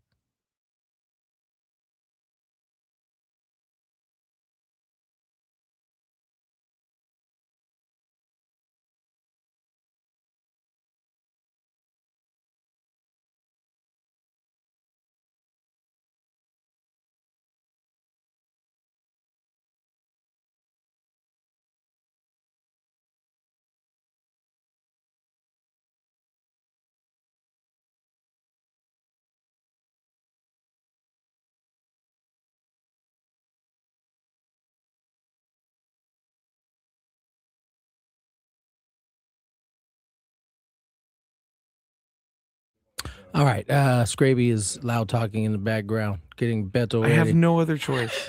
Let's bring our guest on today. Beto Duran covers the Los Angeles Lakers pregame, postgame. Beto, how are you, my friend? I'm good, man. Just getting ready for some Aztecs basketball, baby. San Diego State, let's go. That's right, Aztecs. Go ahead. I do have to bring something up because last time I think Beto came on, he was upset that Chris keeps ducking him. And again, here he is. Another time that Beto comes on and Chris is ducking him. You know, I if you want to, like, I'm just playing golf. I got nothing to do. I could have done the show, bro.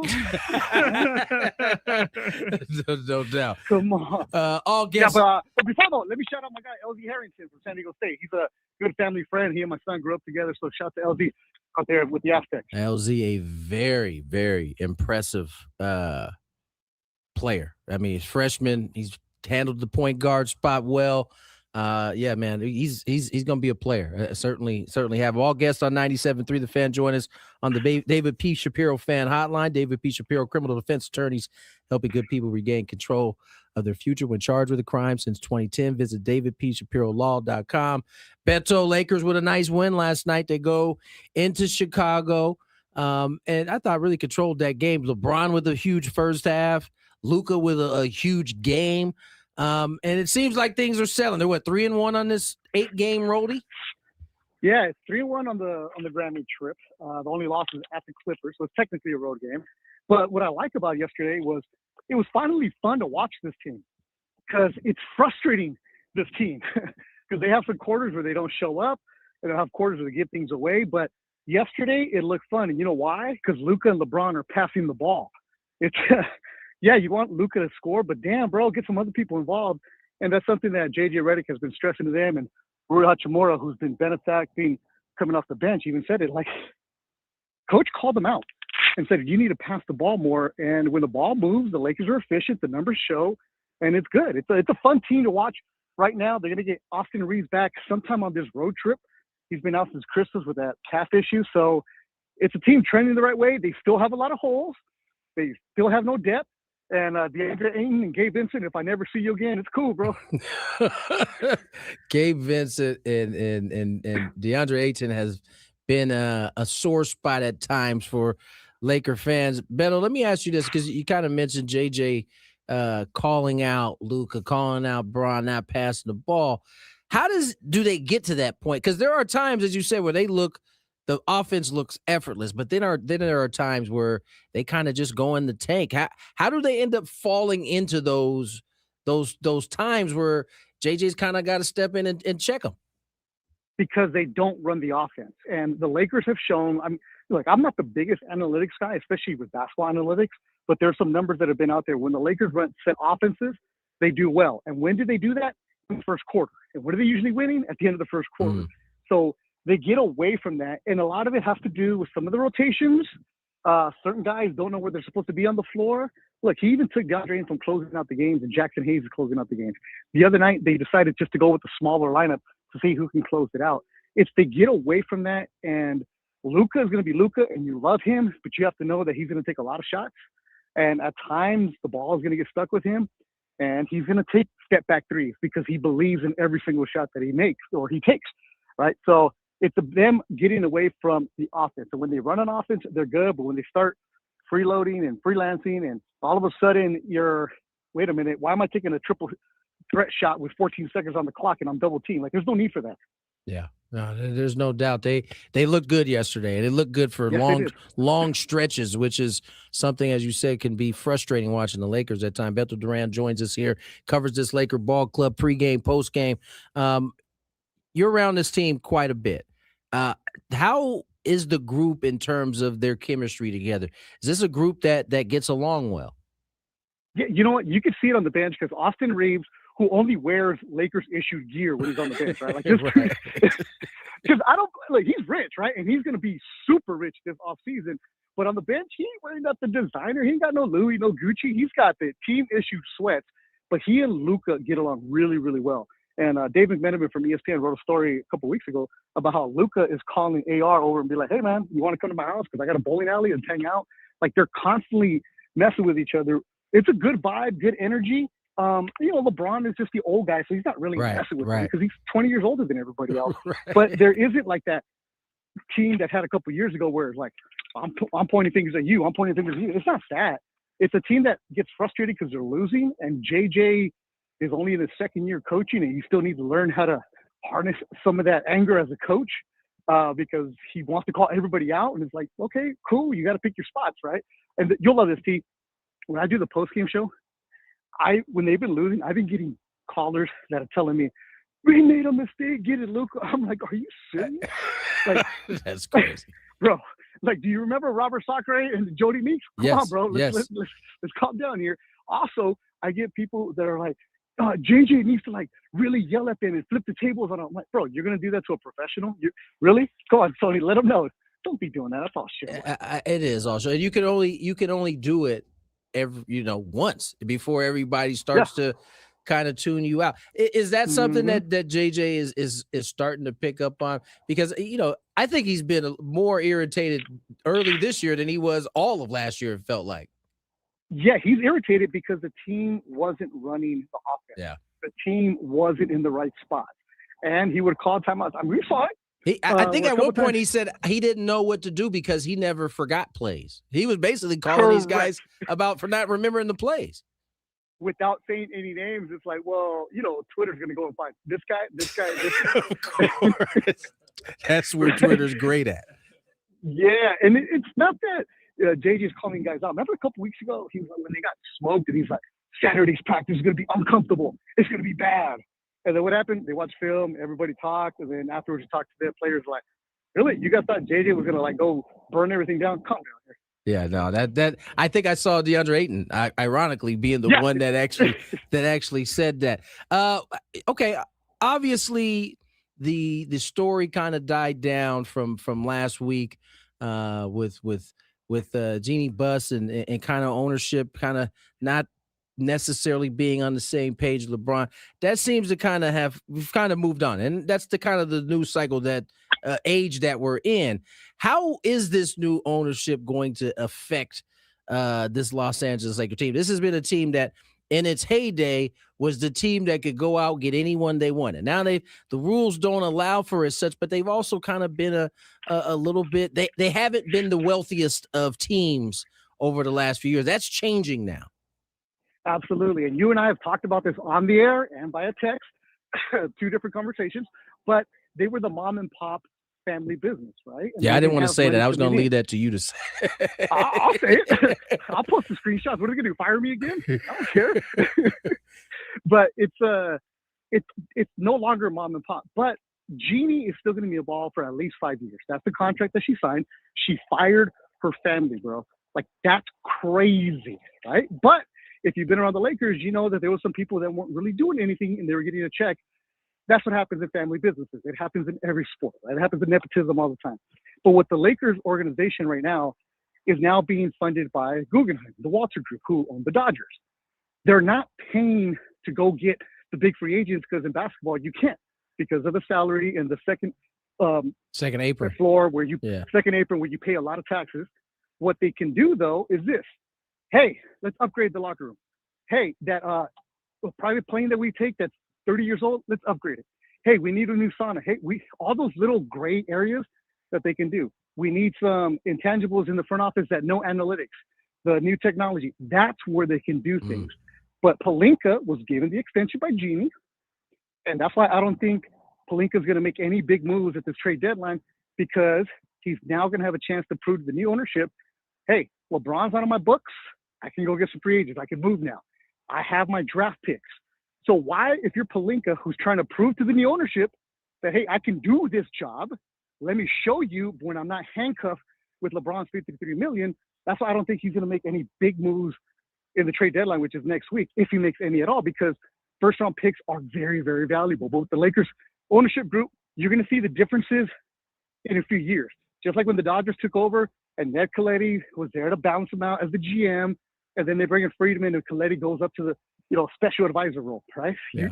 You see this. And like the Seidler family, they're in San Diego. They got money, but they ain't got Guggenheim money. They don't have Steve Ballmer money, and that's the kind of money you need to run a pro franchise now. Yeah, I mean that is the main advantage right there is having ownership that can spend and is willing to spend. Beto Duran joins us here, does the Lakers post game and pre-game for the Los Angeles Lakers, and so let me ask you this, Beto. You mentioned Reeves. I mean, he's up for a free agent contract this year. Do they want to bring him back? And can they afford to? They can afford to. And will he get a max deal from somebody? Absolutely. Someone's going to give it to him. Is Austin Reeves your number 2 guy? No. But is he a fantastic 3? Yeah, but he's going to be an expensive number 3. And again, the Lakers need the wing that can play defense. And that's not him, but he is an electric scorer. He works well with the team. And I'll tell you this, though. If you want to read the Austin Reeves tea leaves, follow Dan Wojcicki from the LA. He's not from the Athletic. Wojcicki is in tight with Reeves and the agency, so there's always some tea leaves there. So there was like talk about maybe him moving on, and he was like, no, this ain't happening. And sure enough, it didn't happen. But will he stay in LA? I'll tell you this: he got a country club membership in LA a couple months ago. Jose G. So, no, you're not. But you're not getting that unless you're planning on staying, right? So could he take less to stay with the Lakers? Absolutely. I mean, you have a chance to play with Luka Doncic, who makes everything better for you. Yeah. And I mean, there's also some Laker fans. Don't give him that money. Who are you gonna go get? That's what I'm saying. There ain't like a ton of players that are just growing up trees out there that you could just grab that can give you what a Reeves can give you. And they're probably, if you can, they're going to cost you just as much, if not more. Yeah, like delusional Laker fans. That's what I deal with. And not you, Tony, not you, but the delusional ones are like, okay, let's trade Dalton Connect, and we'll get Herb Jones and Trey Murphy from the Pelicans. Like, okay, sure. Yeah. Right? Like, here's the thing. All the other ones. It felt like that's how it used to go back in the day. It doesn't work that way now. You're not going to ever get another Kwame for Pau Gasol ever again in your life. No, and but they also gave up. Remember, they gave up Marc Gasol in that trade, who was a really good. They did. He turned out to be a really good player. You're right. Yeah. But like the Laker fans, like, we'll just get Giannis. Like, really, Giannis wants to stay here? Like, or what about Joker? Because Denver's having issues. Why is Denver going to give that away? Right. In the same conference. Like, yeah. And also, look at the Lakers roster. Who there do you want? Yeah. Like, seriously, off of that roster, you're going to tell me I want something for you? No. So this is the conversations I have with Laker fans. You know me, because they're usually calling like 10, 11 o'clock at night. You know, they're a couple in. They definitely are a couple in. For sure. Beto, you have a very tough job, my friend. Thank you. Nah, it's fun, T. It's fun, man. Thank you. Every now and then, I just want to do San Diego State basketball one day. That's all. Cool. You can come on down, man. We can do a little podcasting. Let's do that, man. Appreciate you, Tony, as always, man. Beto, appreciate you, man. Thank you. Beto Duran, as I said, does the pre and post game for the Los Angeles Lakers. Always a treat to have on, man. He's good peoples for sure. He's golfing right now, and I go. I thought he was. He said he was just gonna be finishing up, so he was still on the course. Yeah, there, huh? He said he chipped in while he was doing that. So yeah, right. I would love to know a guy who could chip in while doing a radio interview with the phone. Yeah. I got this. Yeah. Am I the guy who's behind Beto on the course being like, what? This dude's on his phone. Oh, what is he doing? You definitely are. What are you guy. doing? Without a doubt, you're that guy. Yeah, I get pretty angry. I haven't golfed in a while, so I need to get out there and start golfing again. Why haven't you golfed in a little bit? I just haven't done it. I'm trying to get some. You know, Tony, when you get old and your friends have kids, you don't have anybody to do anything with anymore. So I've been toying with the idea of going golfing by myself. I used to do that all the time. Actually, the only thing I did that didn't involve drinking was golf. Because I was already bad enough and I didn't want to be worse. Yeah. Well, maybe you need to. It didn't help, but it didn't help. I was still terrible.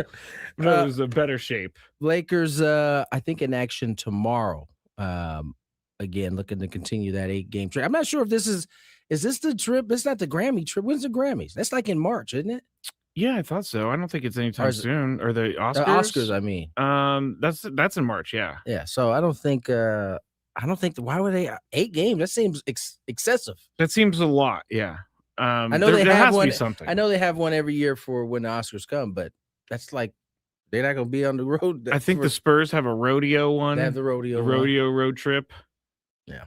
Anyway, to break we go. Gwynn versus the fans coming up next. 833-288-0973. Good chance to get yourself qualified. I don't know. He says this and then he ends up mowing people down. That's happened once, I believe. More Gwynn Chris on the other side.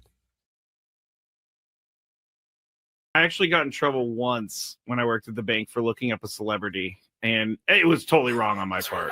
Totally wrong. Looking up their account number? Just I searched their name in the account system, and Skraby, what is wrong with you? I was like 19. You'd be better off. You would be better. You'd be better off admitting that you wore your underwear inside out. Frankly, This guy is just searching up people's accounts. It only happened that one time because I got caught. How did you get caught? The account was flagged, and anybody taking a look at it gets logged. And so I got called into the boss's office like 3 days What later. did that come? I'm sorry, I gotta ask, but nobody's supposed to be doing this preview. What did that conversation? How did it go? Well, why were you looking up Paris Hilton? Is that who it was? I can neither confirm nor deny. Oh my goodness. I can neither confirm. That's really funny, Chris, that you just yelled out that name out of all names. No. But I walked in, I got called into the office, and I sat down, gosh. and all my boss, I loved her. She was great. Her name was Sharon. Amazing boss. She just slid the piece of paper in front of me. You knew. Said, "Did you visit this account?" And I looked. Yeah. She was like, "We're gonna have to write you up for this, and if you do it again, we're gonna have to fire you." And I said, "I'll never do it again." And I got out of there as soon as possible. I took everything, but it was not good. Not good. Just curiosity, huh? He's like, I wonder how much they have in their account. Yeah.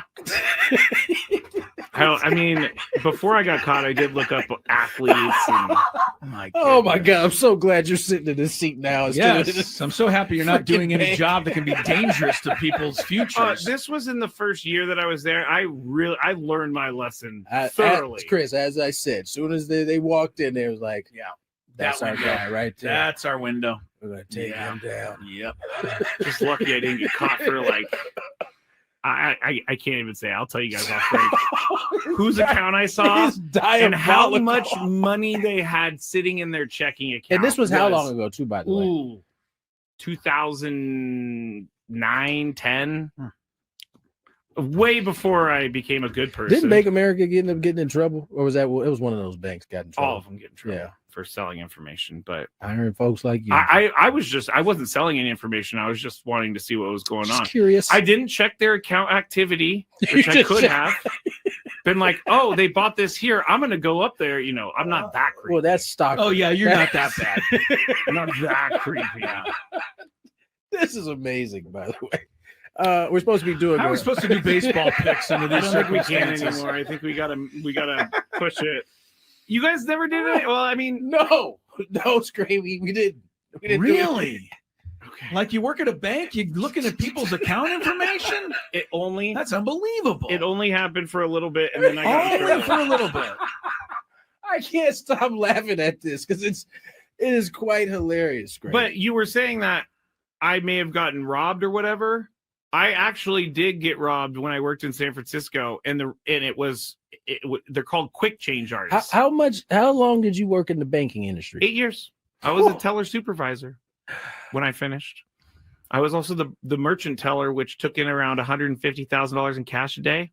Guess what? Always balanced at the end of the day. Yeah, I bet. But there was a guy who walked in.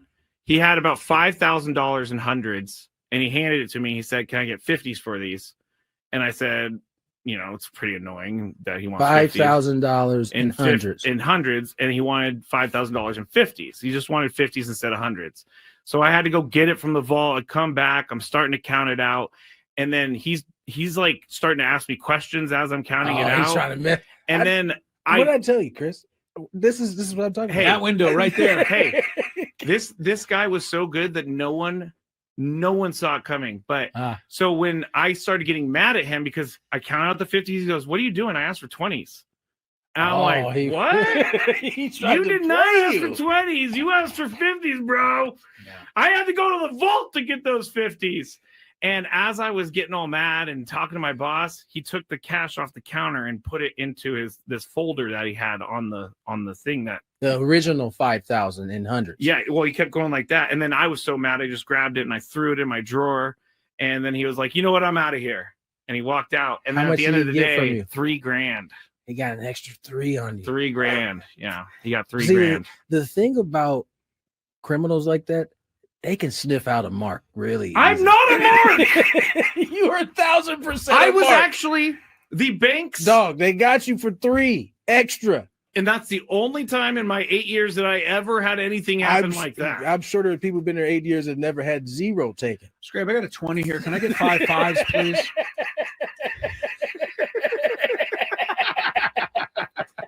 hate you guys. Let's get to That was one of the worst moments of my life, but you know what? It taught me a lot. Never trust anyone ever again. You know what? You definitely have learned because you don't trust very many people. I don't trust anyone anymore. You are.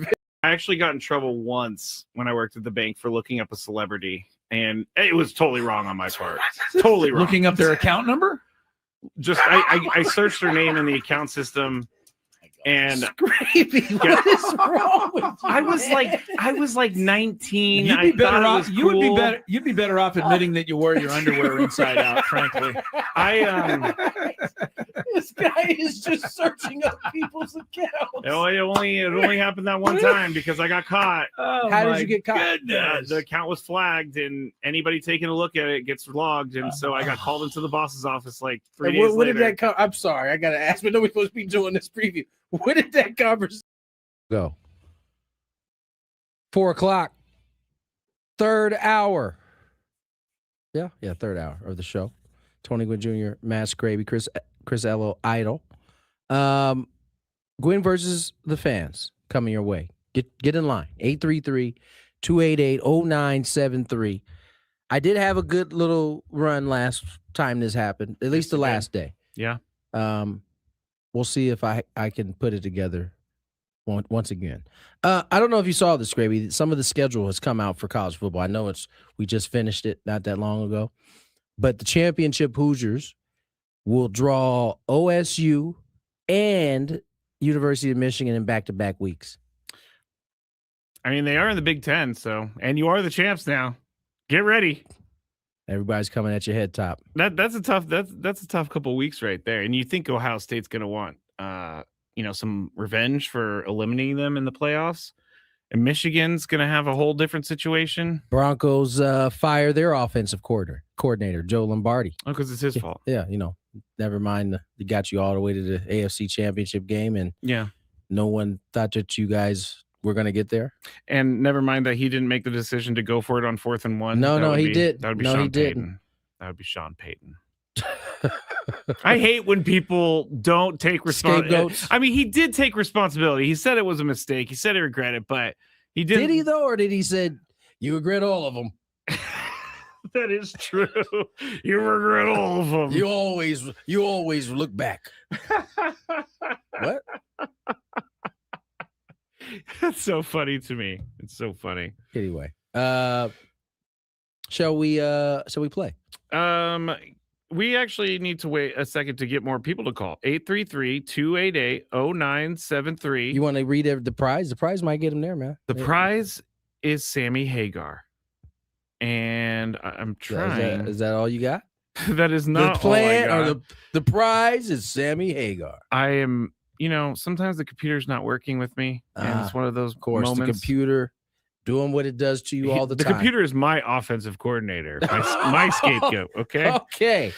You will be qualified for the chance at a grand prize: 2 tickets to Sammy Hagar at Dolby Live at Park MGM, a 2-night stay at Park MGM Las Vegas, and a $100 gas card.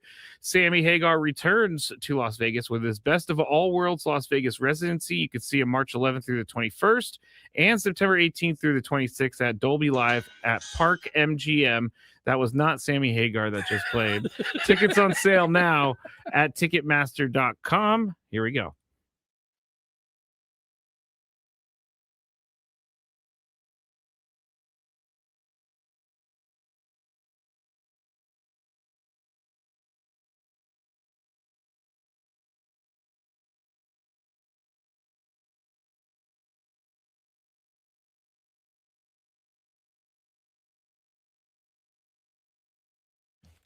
This Bill Belichick thing is it's taking on a life of its own. It really is. People are not happy that he was passed over for first ballot Hall of Famer.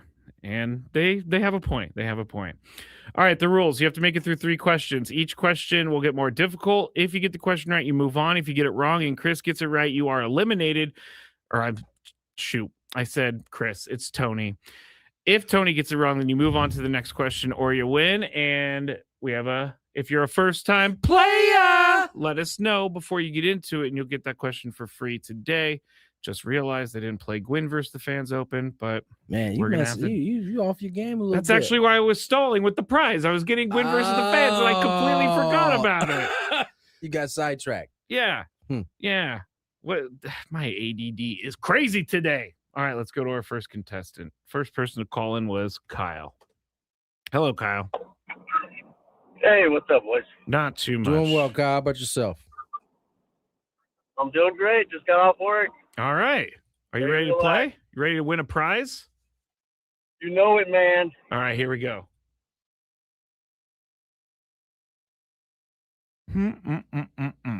What team did Mason Miller come from in last year's trade to the Padres? Formerly known as the Oakland Athletics, but they were Sacramento Athletics last year. Thank you for both. I never want them to forget that they were Oakland. They were actually just the Athletics last year until we got to this year. Now they are accepting the Sacramento part. All right, my bad. No, it's not you. This is more of a Fisher thing. That was directed at their owner, Yes. Mr. Fisher. All right, here we go. Question number 2. What NBA player won NBA Finals MVP last year? Oh crap. You're right there, I think. You're right on the SBA? cusp. There you go. Nice job. Shea Gildress Alexander, right? Make sure the Caruso didn't sneak in there. Because he did have a hell of a final. That's a good point. Yeah. Good point. All right. You We got a player on the line. Skraby didn't know that. He just found that It's out. like who? about Caruso? yeah. I think he isn't that who plays Horatio Kane in CSI Miami. Wow. David Caruso. I'm the only one who laughed about that. All right, here we go. Question number 3. Who is the only MLB player to appear on back-to-back MLB show covers? Ooh, that's Aaron Judge. Unfortunately, that is incorrect. Stay there.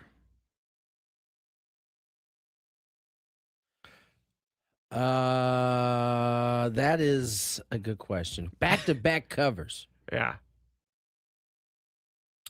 Oh wow, someone got it on the chat. It's amazing. And it was back-to-back years. Back-to-back of years. I don't know how this happened or why it happened, but it happened.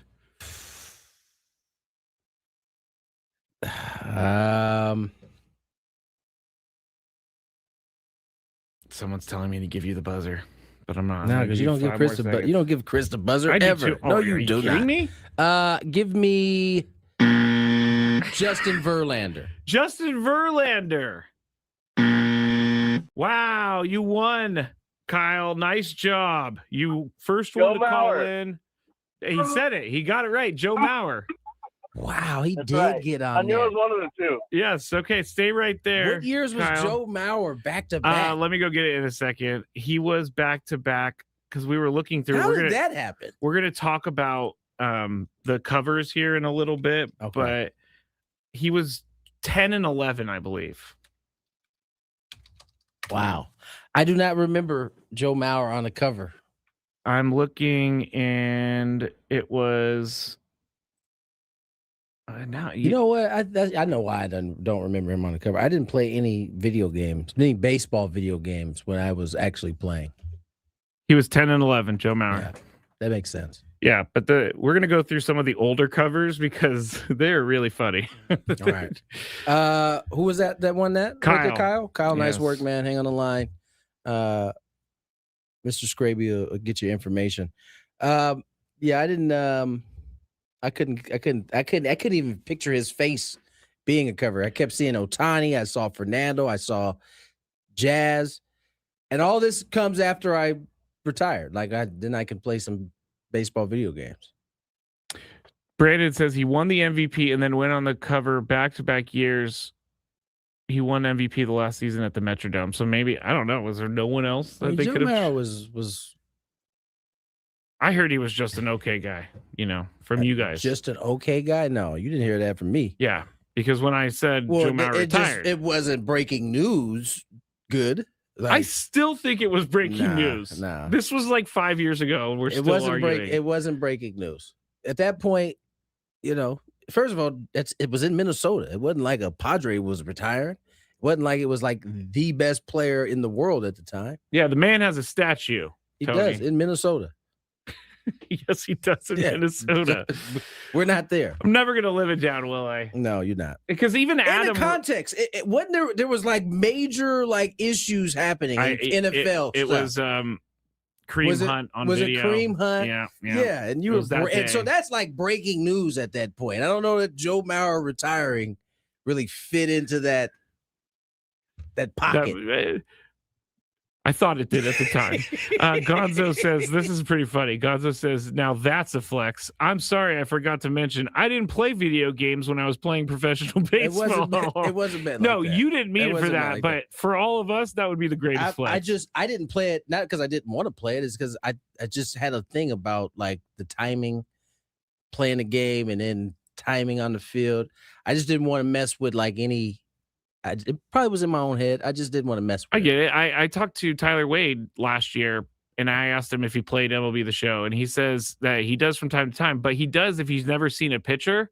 He'll go and try to hit against them just to see the delivery. By the way, I don't know that 2010, 2011 versions you could use that kind of idea. No. I'm going to go scout a pitcher and because that pitcher probably doesn't look or pitch anything like that here. But now they have everybody's motion. It's different now, for sure. Do we need to buy a new one every single year? Because I've bought the last two, and it's like nothing really is improved except for the roster. Doesn't matter. You buy a new one. At least I do. Aaron Judge is on it. I could do that. I don't know if I could ever buy it. So it's just Judge and Joe Mauer as the only two-time. Well, no, Joe Mauer is the only back-to-back. Yes. But has anybody else been on there twice besides those two though? I don't think so. I'm not seeing it. We have a Ryan Howard cover. We have a David Wright cover. We'll do this later. Don't give them all away, man. All right, let's get to break. What did we decide we were going to do right here? Is this the golf one we're going to do? No, we could do Halliburton. Oh, yes. Tyrese Halliburton, who we haven't seen all year, won't see all year. Remember, he tore his Achilles in Game 7, I believe it was, of the finals. It's worst possible timing. Like the absolute worst. So we won't see him all year. But he's got a great story about his Olympic experience. And I remind you that the big story about the Olympics wasn't that they won. It was that, by gosh, I can't believe Jason Tatum didn't play. And it was like a big deal. Tyrese Halliburton has a great story on it. We'll play it for you when we return and talk about it after. More Gwynn and Chris, here's some traffic. Tony Gwynn Jr. here. Experience.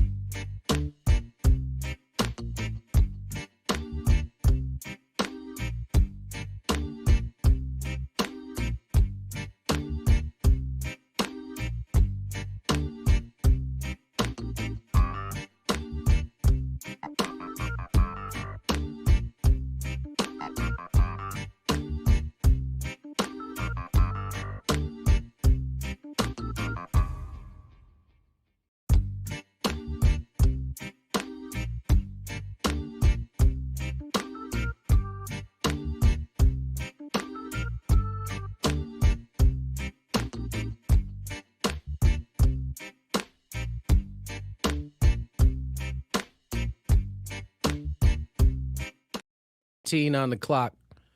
Tony Gwynn Jr., Matt Skraby, Chris Eloido. Sometimes the chat certainly gets under Skraby's skin.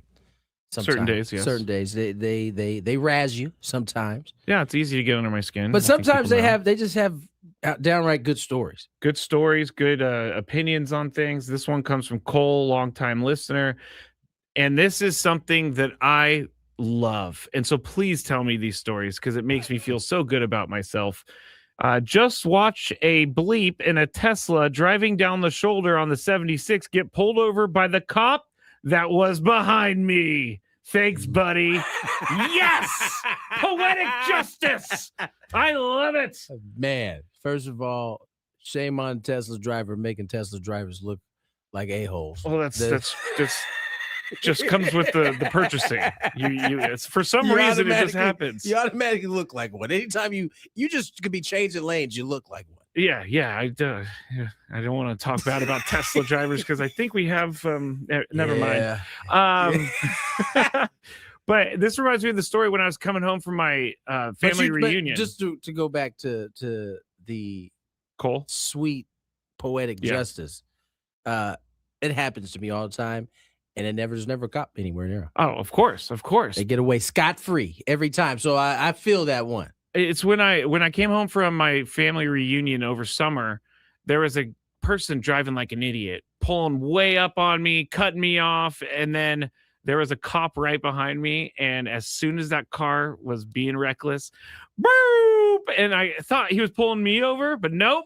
Went right past me. Your heart almost came out of your chest. And I told you guys this. When we passed him on the freeway, all of us clapped. Yeah, because you probably should have hunked so he could have known it was for you. I didn't want to bring attention to myself. You want the cop to stop his ticket and come get you? But that gave me the energy to get home that day. That's hilarious, by the way. When some cop just pulls on the lights because they saw something. Oh, it's amazing. It's amazing. Beautiful thing. So is this Tyrese Halliburton story. Oh, yes. Let's get to this Tyrese Halliburton story. I just take you back to this time. This is the Olympics, Summer Olympics. I remind you that the story was that Jason Tatum was not playing in some of the clutch spots, especially as they got deeper in the round. Tyrese Halliburton was also one of those guys. Here's his story on how his All-Star experience went. Story. I've never told anybody. Oh, gosh. Here's his story on how I know why. his All-Star experience went. This story before. We're at the Olympics. We're in the back doing film before the Olympics start. And before it starts, it's like, all right, we're going to have the team meeting where we acknowledge that all 12 guys cannot play. Steve starts talking about how everybody can't play. And Bron is talking about how, in the 04 Olympics, I didn't really play that much. And you got to put your pride aside that, it's about bigger than you. And Katie's over there, like, at the end of the day, with 12 All-Stars, everybody's good. We're just trying to win, right? And I'm sitting there and I'm listening. I'm like, yeah. And as we start film, I'm like, but who are they talking about? Like, who are these? And I'm looking around. I'm like, oh, he ain't talking about him. He ain't talking about him. I'm like, oh, they talking about me. I'm sitting there. I'm like, oh, no, this is what it is. I was like, oh, I was sitting there. I'm watching film. I can't even pay attention to film. I'm like, damn, it's over. It's over, man. Oh, I get no PT out here. It's over. Yeah, that is hilarious. Remember after the end of that, Tyrese Halliburton posted the gold medal. I think he I have it right. It says, when you ain't do none on the group project and still get an A. and it not only was a good story, it's a reminder that these conversations are had. It's not like Steve Kerr out of the blue was just like, Tatum, you can't play today. Like this was kind of, I think Tatum played in the earlier rounds. And I think as you start to cut the rotation down when it's winning time, there's only so many minutes to go around. Yeah. And when you're in a room with a lot of future Hall of Famers, someone's not playing. You're the new guy.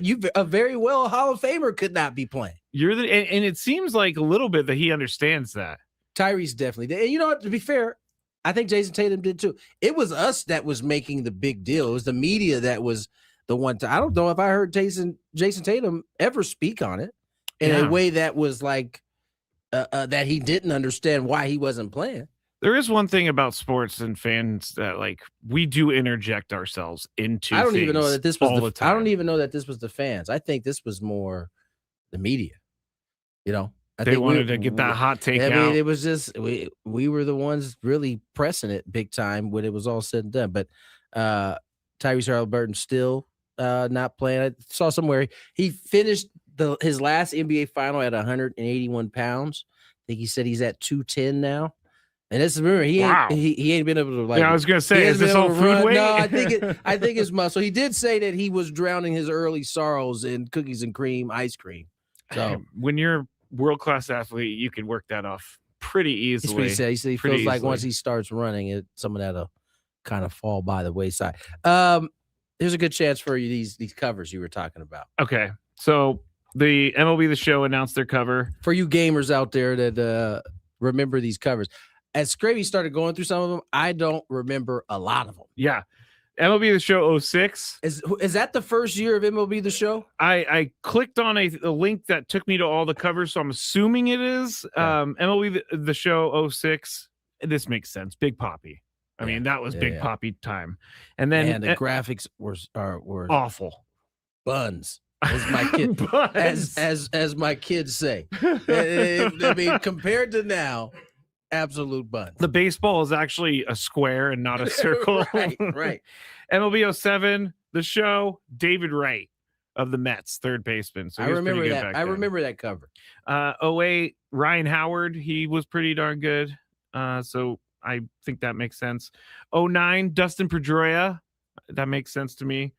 And then we got 10 and 11, Joe 2006 was the first year of the franchise. Joe Mauer, 10 and 11. And then at 12, I don't actually know who this is. I think it might be the video game version of Adrian Gonzalez when he was on the Red Sox. 12's right here. It is Adrian. Okay, so it's like a video game version of Adrian Gonzalez. He's on that cover. Then Andrew McCutchen, 13. Why am I forgetting this guy's? Oh, Miguel Cabrera. First name I forgot. Miguel Cabrera, 14. You didn't want to just say Cabrera? No, because there's lots of Cabreras. This is the one I don't get. MLB The Show 15 has Yasiel Puig on the cover. I know he had his moment. The wild horse was definitely a big conversation piece. He was. That's kind of when they turned to start to kind of get like the stars, like the dudes who were like up and comers, making noise. Yeah. So he was there. Josh Donaldson was 16. Josh had a big year though. The year before, yeah. Ken Griffey, MVP, I believe, 15. Well, that makes sense why he's on the cover. Ken Griffey Jr. was the cover of The Show 17. Was that his last year? Was that or the year before his last season? Ken Griffey Jr. was playing in 2017. Maybe not. You're making me feel. Oh no, he wasn't playing in 2007. I'm sure. No, I think this was like a Hall of Fame edition. Maybe a Hall of Fame edition. Then Aaron Judge 18, Bryce Harper 19, Carlos Zambrano 2020. Carlos Zambrano. Isn't that Carlos Zambrano? Cubs pitcher? No way that's Carlos Zambrano. I don't think that's. Oh, is that Javi Baez? That's Baez. Never mind. Okay, I've been thinking of it because they make it look like he's a pitcher. No, that's just that looks like a pitcher. It's just him throwing, man. Listen, you said Griffey 2016, and I was like, was that his last year? So I mean, it's all okay. Fair enough. Fernando 21, Shohei 22. I think the Fernando one might have been the first one that I got back into. It was Shohei the year after. He was the year after, and then 23 we had Jazz. 24. We had Vlad Jr. and then 25. 24 at 25. Was it 24 or 25? They started having like multiple. 25 had the three guys: okay. Skeens, Ellie De La Cruz, and Gunnar Henderson. But as an athlete, this is a pretty big honor to get the cover, right? For sure. I was gonna say, it doesn't have the same. It doesn't have the same stigma as the Madden cover. Remember, there was like a streak of Madden guys getting cover, and they kept getting hurt. It was like a Madden curse. Yeah. I mean, Saquon Barkley had a pretty rough year. The Madden curse is extended into not just injury, but just poor performance. Not just getting hurt, but yeah. So, I mean, Saquon did have a pretty terrible year. I would know because I drafted him. You're still hanging on to that, huh? I'm still hanging on to that. All right. Let's get to break. Skraby's got a big 5 lined up for us here on Gwynn and Chris.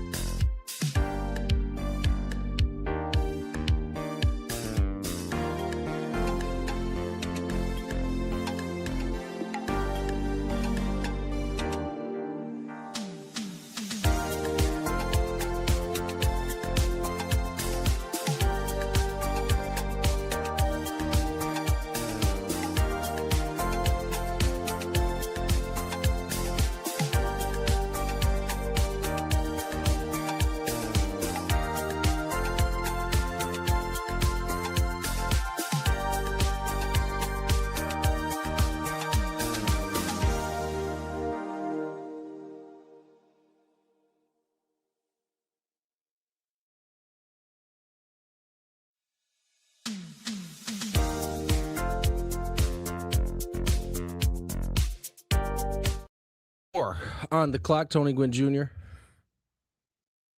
Get my camera right. I've been remote controlling your camera from over here, but it takes forever for it to turn around. Matt Skraby, as you hear there, Chris Ello, idle. Big Five coming our way. Skraby, you had a late entry, huh? Yeah, I had to put some Bill Belichick in there because the what is it? What's the backlash? There's a lot of people calling the Hall of Fame a bunch of idiots right now. Yeah. I don't know what they thought was going to happen when they decided to keep Bill Belichick out. You know what? I don't think they care. I think they had to know this was going to be the reaction. And if it's just, I mean, I hate to keep saying the whole Bill Polian thing because we don't actually know if that's true, but there seems to be the spin everybody's running with this. Like, why else wouldn't he be in? You know? Yeah, I don't. Yeah, this is a bad situation for the Hall of Fame. Yeah, I don't know that it changes anything. They kind of do what they want. I'm gonna ask you a question in the Big Five about it. So, fair enough. All right. Well, let's not hesitate. No traffic will be in the middle. At some point in the middle, we'll get some traffic there. Yes. Big Five.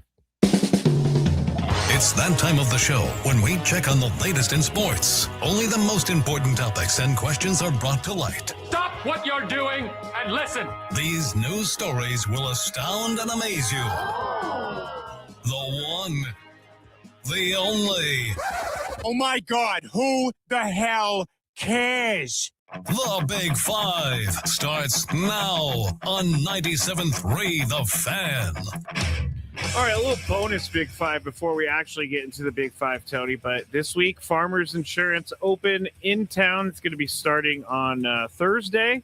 So you can go out and see all of the biggest stars on the PGA Tour. Brooks Koepka is back. Koepka. I will tell you this. There's one thing that bothers me about the whole Brooks Koepka thing is they are promoting him like he never left, which why wouldn't you? I know they need to promote him because that's the whole thing. He came back from LIV and he's a major winner, 5-time major winner. Who else are you promoting? But it's like, I kind of understand why those players are a little bit irked by it because it's like this dude left and now all of a sudden you're asking him what tournaments he's going to play in and now he's playing in the Players and things like that. So you gotta keep it a buck. I think ultimately, if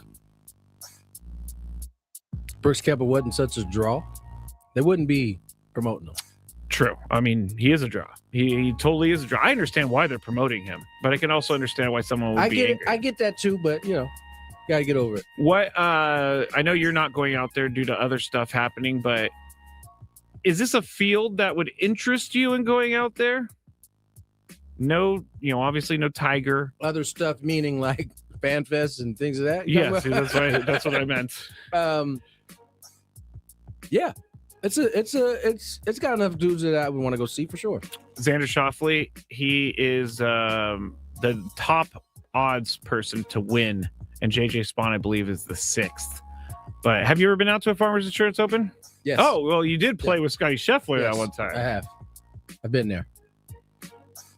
All right. Got Scotty Golf to a great, where he's at now. That the reason that Scotty Scheffler is who he is. We've discussed this many times. Number 5. All right. I came across a foul territory clip earlier today, and it was about Luis Arraez and his market. I know how people feel about this gentleman I'm about to name, but Ken Rosenthal said, quote, "I just don't see a huge market for him right now," end quote. And Luis might have to sign a prove-it deal this year. Some comments on the post argued that his 3 batting titles should be all the proof that you need that he can play. Tony, do you think last year's slump, quote unquote, hurt his free agent market? Yeah, okay. I do. Unfortunately, in today's game, when you are the type of hitter that Luis is, it seems like that has to be like the baseline every year. Batting title. Not even just a batting title, but when you look at his OPS, it has dropped, from when it was at its best. I think they hold that, pretty high in today's game. I know. Whether you agree or disagree with it. I just feel I feel terrible for the guy. because he's a good hitter. He doesn't hit for power. He's not cool in that way. So he's just not going to make money. And all the things that I'm reading about the Padres bringing him back is that they're not going to bring him back. So yeah. I don't understand why one team out there isn't like, hey, we'll take you. Somebody's going to take him. But they're waiting for the price to be as low as possible. Yeah, I mean, that's kind of the nature of the business. It is the nature of the business, but I think eventually he'll get something. I'm watching this old. They got some of the WBC old games up. Someone just booted a ball. It was Derek. It wasn't. He Jeter? didn't boot it. He dove for it. Oh. But I think there's one of the years they got upset. Puerto Rico came out of. We should never lose, and then we lost last year. Yeah. Or maybe not. Maybe this is year. This is so old that it's at the old Joe Robbie Stadium. Robbie. All right. Do I think the last year's slump? Yes, I do, but I find it unfortunate. Number 4. All right. I'm going to be doing a deep dive on JP Sears and his outlook tonight during the Skraby show around 6:20 p.m., but he is a candidate for a 5th starter in this rotation we talked about a little bit earlier. Now, we know he's a fly ball pitcher, and Petco Park is a pretty pitcher-friendly park. I'm going to go through the stats later, but I'm up first. Do you think JP Sears starts the 5th game of the season for the Padres? I would think he has. If I have to say yes or no, I would say yes, just because I don't really think. I don't really know of anyone else except for maybe Matt Waldron, but it doesn't really seem like he's going to be up there. So I would say that he does start the 5th game of the season for the Padres, and I think he has a much better year this year because he's not playing in a AAA park that gives up home runs left and right. What do you think, Tony? Do you think he's going to starts the 5th game of the season? If you're making me choose right now, then yes, because I think it's him and Waldron. I think he's got a better shot with than Waldron. I also think that despite Petco Park supposedly being a pitcher's park, he didn't have a lot of success in it last year. So, but I do think he has a chance to come in and maybe a full season under the pitching whisperer. Yeah, the pitching whisperer. I think he might be able to turn it around. It certainly would be a big bonus if JP Sears could be a really effective 5. Yeah, it could be huge. He only has one more option too, I believe. So he's not going to be like, how did the options work when you get sent back to the minor leagues? An option lasts for a year. Okay. So you can go up and down as many times as you want in that 2026 season. Gotcha. And that's an option. But you only have like what? How many options? You get 3 options. Okay, that makes a lot more sense. So he only has one more option, which would make it okay for this year then, because he can go up and down. Yep. All right. Number 3. You know how when you run out of options, they can't just send you down. You got to clear waivers. Yep. And so you can lose a guy that way. And so that's why having a guy who has options, who has, can be sent down. It's also currency a little bit. Yeah, trade. All right. Los Angeles Rams quarterback Matthew Stafford is delaying a decision on his NFL future. Speaking on the podcast Let's Go yesterday, Stafford said he had fun this season and will take time to reflect on the, quote, physical, mental, and emotional decision, which is also a personal and family decision. He said he's not ready to decide yet, but he did have a really fun time this year. He loved the team. He loved the guys. Tony, do you think Matthew Stafford retires? No. Can you tell me, outside of Barry Sanders, Patrick Willis, where someone like Patrick Willis is another one? I'm not kidding, Tony. The day I saw this news, I cried. I loved Patrick Willis. And he was like really good. He was at the height of his game. And he's in the Hall of Fame, and he only played like 8 years. Right. Why would you? But, my point is there's very few that can just walk away when they still have a ton left. Yeah. Tom tried, came back. Michael tried, came back. Yeah. Very few just when they still can play, and there's no doubt, just walk away. LeBron, he can still hasn't walked away. That's true. He still can play. It's not until they realize that they can't play at the level that they deem successful enough. Yeah. So No, I don't. He just going to be the MVP this year. Can you think of an MVP that just walked away after that? I'm done. No, I mean the only way I see him walking away after this year and winning an MVP is if they won a Super Bowl, maybe. Yes, right. And other than that, there would need to be some type of rift that he's just like, I'm cool. Yeah, like, and he's fine. Yeah, Barry everything's Sanders good. walked away. Because the Lions stink. They was like, we're going to get any better. Yeah. He was really good, but it was some extenuating circumstance that forced it to happen. I don't think Stafford's into that. Looking at him and the throws that he made the other on Sunday night, he still has it. He was the best quarterback out of the 4 games, I think. Easily the best quarterback. I mean, Sam Darnold played great. Quarterback the whole entire postseason. Yeah. His throw in Carolina that got him to the next round. Yep. I mean, he played phenomenal. When he all needed year. to put a ball on a dot, he could. He did. And Sean McVay does not want him. But Sean McVay, have you seen some of his press game clips or post game clips? I mean, he was on one. He was on one. So? They asked him about Matthew Stafford retiring. He's like, what kind of question is that? He was like, what kind of question is that? Like, so angry. Calling the Seahawks lucky on 4th and 4. He was going through it on Sunday night. I loved it. Loved every part of it. All right, here's some traffic, and then we'll get to the final 2 of the Big 5. 5 Get Ross Traffic Center, protecting San Diego after accidents or injury. Here's Kelly Danick. Traffic is sponsored by Covered California. Crash in South Bay, southbound 805 right before H Street. Got the slow lane blocked and a stalled vehicle on the Encinitas Boulevard off-ramp, southbound 5. Open enrollment is here. Covered California can help you make sense of benefits, deductibles, networks, and the general confusion of it all. Enroll by January 31st. Covered California, for the love of Californians. Visit coveredca.com. And Kelly Danick with Gwynn and Chris, San Diego's #1 sports station, 97.3, The Fan. You know, the irony in man, I forgot my point. Stafford. Oh, Stafford, yeah. The irony of McVay saying that Seattle got lucky on that 4th down because there was a wide open man kind of knocks on Stafford, who missed the wide open man. It almost could be, hey, Sean McVay, your hot read was the wrong hot read. Right. You called the wrong play, bro.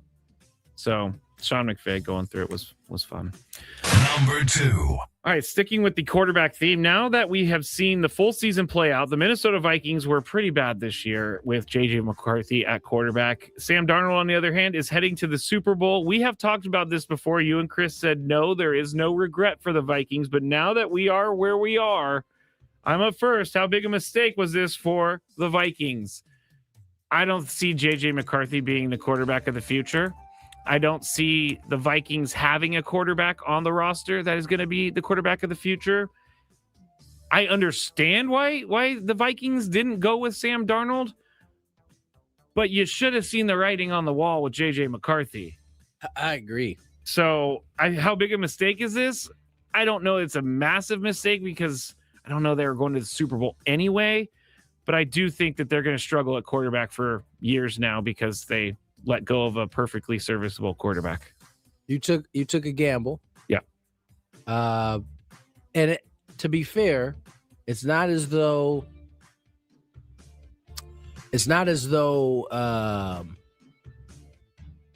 they weren't in the right to look at it this way. You know, Sam Darnold, for as much success he has had this year, his first little bit of success, like for real, was with Minnesota. Yep.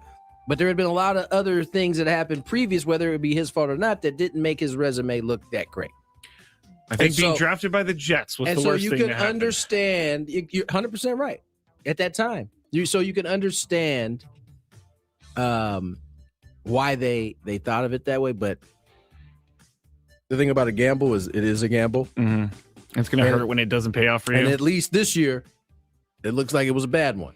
Trevor makes a good point. Darnold looked god-awful that playoff game last season against the Rams. He threw a bunch of interceptions. And Did J.J. McCarthy look better than Sam Darnold? I think in that case, if we're comparing... At any point this year? No. So, I mean, you could say that was, kind of a one-off in terms of this new Darnold. I can see that. When the chips were down this year, especially in his last game, he looked good. He did. He was making his throws. I get that the Rams defense wasn't all, great, but Seattle took care of business relatively easy in all of their game. Now, if you and remember, the thing to knock on him was that he would make a mistake that would cost you the game. Oh, yeah, you're waiting for it. Yeah, and it hasn't happened. It has not happened, which I was definitely waiting for it in the playoff game against the 49ers. But I feel, Sam Darnold should be a feel-good story because the class of 2018, I think it was, Baker Mayfield, it seems like a lot of those guys got thrown under the bus by their original teams, and now they have found, is the right word, renaissance? Or it's just they had proper time. Proper They proper coaching. They got the right coaching, and they all took off. I mean, you can make this, and I hate to say this, Skraby, but you can make the same argument for a guy like Alex Smith. Oh, yeah. He got drafted by the Niners at a time where they didn't have anything in place for him. Right. And he suffered for that. Oh. Until he got to a place, or at least until he got a coach. I think it was his last year in San Francisco that he actually started to look good. Jim Harbaugh was in town. I think Norv Turner was the offensive coordinator that year. But I fully agree with you. The 49ers ruined his career because he ended up in his rookie year playing behind a line that should not have been a professional football team line. And he got hurt and he went down on his shoulder. And Mike Nolan, the coach, threw him back out there and just did him dirty. Just did him dirty. Football is the sport where it certainly matters where you get drafted. Totally. I mean, yeah. Number 1. All right, you brought this to my attention earlier, but Coco Gauff was at the Australian Open, and she lost, and she went into the hallway, or she came off of the court. She was very angry. She went into the hallway. She was trying to get away from some cameras. In an area of the hallway where she thought she was away from some cameras, the cameras caught her going to town with her racket on the floor. That racket just did not survive. Boom, It did boom. not It survive. did not survive. Now, people are upset about this, even though I'm going to let her speak. Here is what she said after the incident. Is there part of you that just thinks it's healthy to just smash that racket and just get that loss over and done with? Does it help you move on? Yeah, definitely. I think for me, I know myself and I don't want to lash out on my team. They're good people. They don't deserve that. And I know I'm emotional. So yeah, I just took the minute to go and do that. And yeah, I don't think it's a bad thing. Like I said, I don't try to do it on court in front of kids and things like that. But I do know I need to let out that emotion. Otherwise, I'm just going to be snappy with the people around me. And I don't want to do that because like I said, they don't deserve it. They did their best. I did mine. Just need to let the frustration out. All right, so that's Coco Gauff after it and her explanation. Tony, do you have an issue with Coco Gauff beating her racket up? No. She tried to do the right thing. She tried to get out from the public eye and blow off some steam. It certainly happens to a lot of us. I mean, how many times you seen a dude with his bat try to dip off into the, then we see him, see him going to work. Kyle Freeland breaking lights Right. in the dugout. Now that's in public. Like you do it in That's the true, dugout, that's true. you kind of have said I don't. You can care. go down and go into like the tunnel. Beat up everything down there. Yeah, no, I didn't have a problem. She actually spoke about her intentionally trying to get somewhere where it wasn't be sent. She had an outburst in public on the court, and she said that it was something she didn't want to happen again. So the fact that she got away and it still got brought up to her, I think she said it deserves a conversation with the tournament folks. Like, should there be a camera in that particular spot? It wasn't on the court. It wasn't. And should the TV have access to every single camera? Right. Like, why do we need to show the locker rooms in hallways? Why is that important? Like, why is that piece important that you see her destroying the racket? It's just fun to. It's entertainment. It's what entertainment. It is. Right. Yeah, I don't have any problem with this. I mean, no, I don't either. I know I said what I said about Naomi Osaka, but in this case, she is actively trying to get out of the spotlight. So if this was something where she was hitting a racket on the way out or something, making a scene, that I would have issues with that. But you know she how you tried. hate people who want spotlight. You can't stand that. I know. That's why Chris and I don't get along. But anyway, Coco Gauff, she lost and is under fire for beating up her racket because TV saw it when they shouldn't have seen it. That's it for the Big Five, Tony. You know what's funny is thinking you did that and no one saw you, and then going to the podium And then and be someone like- someone asked you about it. Yeah. Hey, we saw you breaking your racket. Like, how did you see that? Yeah. No, I think it's fair for her to go up to them and be like, hey, can we have some no camera zones? I mean, for real. I mean, that was like in a very innocuous, I mean, in a spot where it just didn't seem like it needed to be. It was like a corner. Yeah. And then there was a rant. Yeah. Big 5 in the can. In the books. Happy hour up next. More Gwynn and Chris. All right, it's time for the Beaver Nuggets. So the story is somehow Buc-ee's got brought up. I think Frank brought it up. Yes. And it's a rest stop / mall / Super entertainment zone, super center. And someone said on the chat yesterday that they have like 100. They went to one with like 100 gas pumps, which is a lot, I guess. But while we were talking about this, Sam Levitt was in New York listening, and he goes, put me on. And so we put him on, and he's talking about how much he loves Buc-ee's. And so we got into the conversation, and it ended up being about the Beaver Nuggets. And so I had to order them because I find the name Beaver Nuggets very gross. I find it gross. But we're going to go with this. It's kind of like a Cheeto / a corn pop. It's like a cheese doodle. A cheese doodle. And we're going to eat them right now. I don't think these are bad, but here we go.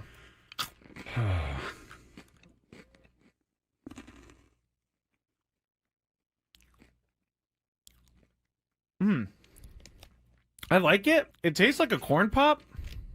I was just saying it tastes like a waffle, really. It does kind of taste like a waffle. You know what? I'm in. These are good. Yeah, I'm not. You want another one? No, I don't want another one. But yeah, I mean, it tastes like a waffle, like a waffle with syrup on it.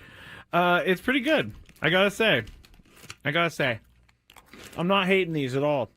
Actually, they're very good. I like this. The waffle is a perfect explanation. If you've ever had, I'm sorry, I'm talking on the microphone with food in my mouth. But if you've ever had a what is it? A Lay's potato chip that's waffle flavor. It's kind of like that. Sad Fryer says, "Are they cheesy?" No, they're not cheesy at all. Actually, they're sweet. No, it's like a hard waffle with syrup on it, with dried encrusted syrup on it. Now I don't exactly know what the puff is. It could be just fake something. Most likely. I mean, it's like caramel a little bit too. All right, I gotta stop eating these because I will eat the whole bag. I love these things. I'm gonna leave them here though because I will eat this if I go home. It's just gonna be a bunch of beaver nuggets in my bed as I sleepwalk or something like that. All right, it's time for the Beaver Nuggets. So the story is somehow Buc-ee's got brought up. I think Frank brought it up. Yes.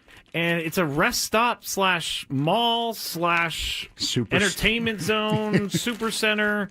And someone said on the chat yesterday that they have like 100. They went to one with like 100 gas pumps, which is a lot, I guess.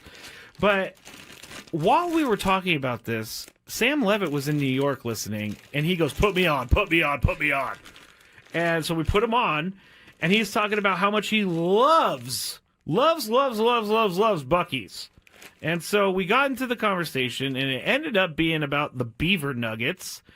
And so I had to order them because I find the name Beaver Nuggets very gross. I find it gross.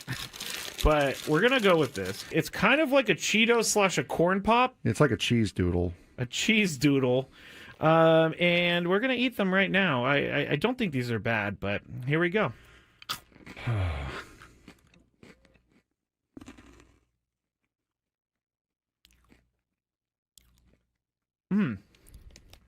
I like it. It tastes like a corn pop. I was just saying it tastes like a waffle, really. It does kind of taste like a waffle. You know what? I'm in. These are good. Yeah, I'm not. You want another one? No, I don't want another one. But yeah, I mean, it tastes like a waffle, like a waffle with syrup on it. It's pretty good. I gotta say. I'm not hating these at all. Actually, they're very good. I like this. The waffle is a perfect explanation.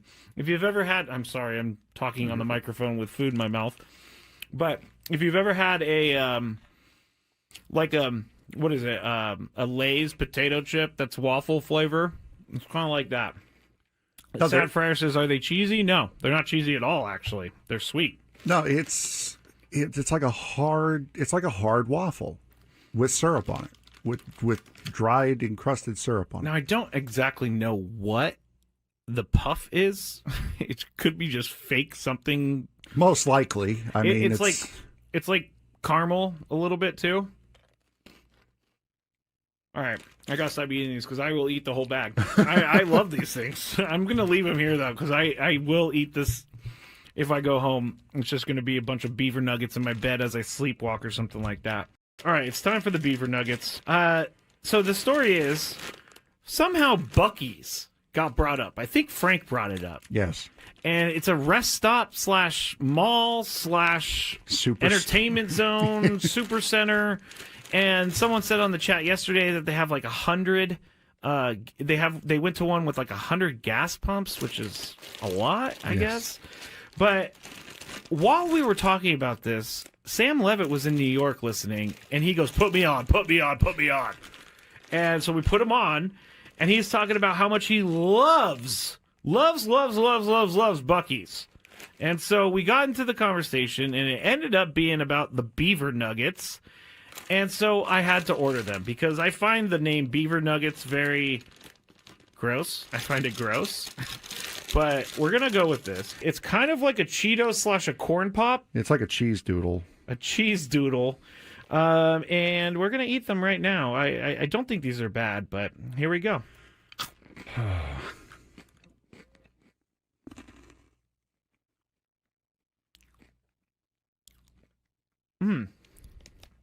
I like it. It tastes like a corn pop. I was just saying it tastes like a waffle, really. It does kind of taste like a waffle. You know what? Last hour here on Gwynn and Chris, Tony Gwynn Jr., Matt Skraby, Chris Ello, Idol. I haven't hit you with Matt Skraby, the executive producer. He's been producing his you-know-what off today. Oh, thank you very much. As there has been not very much to create a show with, but we've made it to this part. We killed some time with MLB The Show covers, which Yasiel Puig has one. Anyway. Nonetheless, Ello will return on Thursday, I believe. He's out tomorrow, Thursday. Correct? Yep. Colorado State is where he is at. Alden Gonzalez tomorrow. Cool. Michael Flicks in the 5 o'clock. Oh, we hour. got a 3-guester tomorrow. We got Brent Zableski as well. Zableski, Talk football. talking NFL. So we got you covered on MLB, NFL, some high school basketball. So yeah, that's where we're kind of hanging out right now. If you missed it earlier, Yu Darvish still in the conversation. Who was it? Jim Bouton. Yes.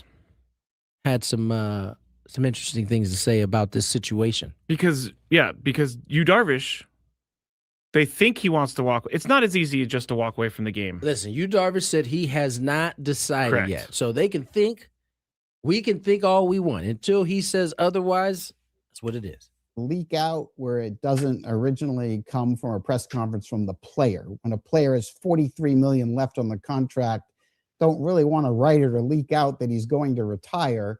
And quickly, Joel Wolf, his agent, jumped in and said, wait a minute. Now, these decisions haven't been made yet. Now, remember, as you guys know, his agent gets about $2 million of that $43 million left, right, with his percentage. So he's affected as well. There have been players, as you know, historically that have walked away from a lot of money. Gil Mesh of the Royals back in the day walked away from a huge contract, something most people don't do. Steven Strasburg got paid his full amount to walk away from, his team, the Washington Nationals. That was because of injury, which Darvish is injured right now too. So he got completely paid. Gil Mesh walked away from it. But the Players Association historically doesn't want players to walk away for the guarantee money. They don't want to set precedent for the rest of the players that it's okay to do that. So there's a little pressure there. There's a little pressure from the agent and the money he's going to make. And then there is is there a compromise in the middle where if you do walk away, maybe you pay me half of what's left and I'll walk away from the other. I personally think that's what's happening right now. They're negotiating a settlement, an out. Yeah, maybe so. I don't know if that's true, but it makes sense to me. I mean, Darvish that doesn't makes seem just like as a much, just unfair guy. It makes just as much sense for it as him continuing his rehab and giving it a test, like I don't know, like he said he was going to. I mean, it's within his right as a player to rehab from an injury he sustained with that team, right? Like even if he's not on the roster, can he rehab? Or I guess they have to keep you on the roster.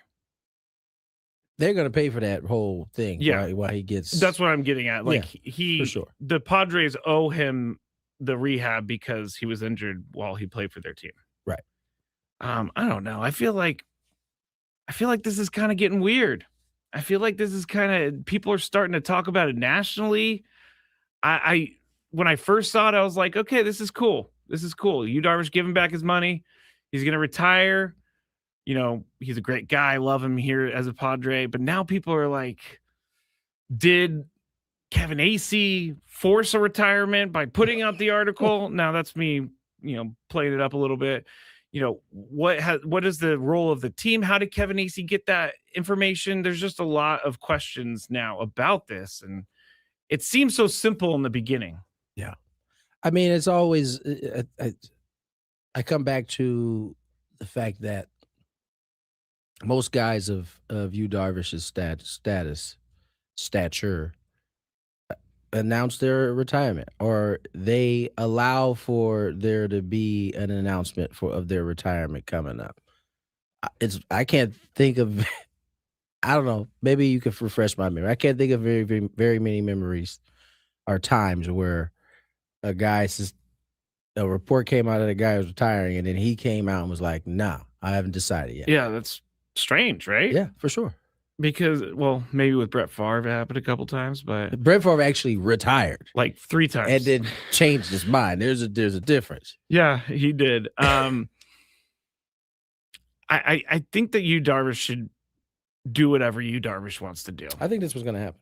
I mean, ultimately, they owe him the money, and Joel Wolf wants his money, so he's got to get his money. By the way, that was a I don't know, a cheap shot at Joel Wolf. It was kind of a Joel cheap Wolf he's just minding his own business.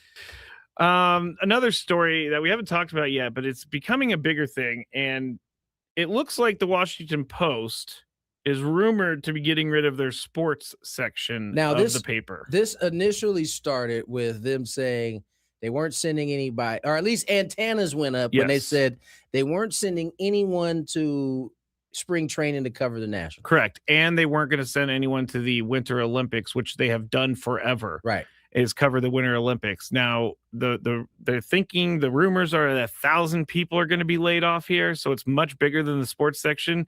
But there are a lot of Washington Post readers in the area like, what? You're just going to stop covering our teams?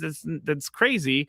And the whole thing is that the Amazon owner, Jeff Bezos, who owns Washington Post, I know Tony's shaking his head at me because he knows how much I dislike this stuff, but because he's losing money on the deal, he's going to cut the sports section. Like, does he?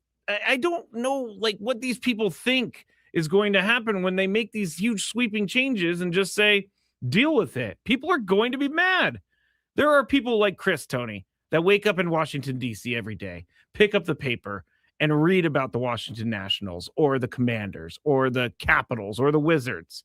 And now they're going to be gone. By the way, they reversed course on the Olympics. They're sending a small contingent there, of like 14 people. But our journalism is shrinking, and it's becoming more AI based, and it's becoming a problem for me. It's been kind of working its way here in this direction for a little bit of time. Last year we got some splashes of this article was helped be created by AI, and then it was Sports Illustrated went full in. Every article is covered by AI. And that's why my name was Mar Skraby in Sports Illustrated, not Matt Skraby. That's right.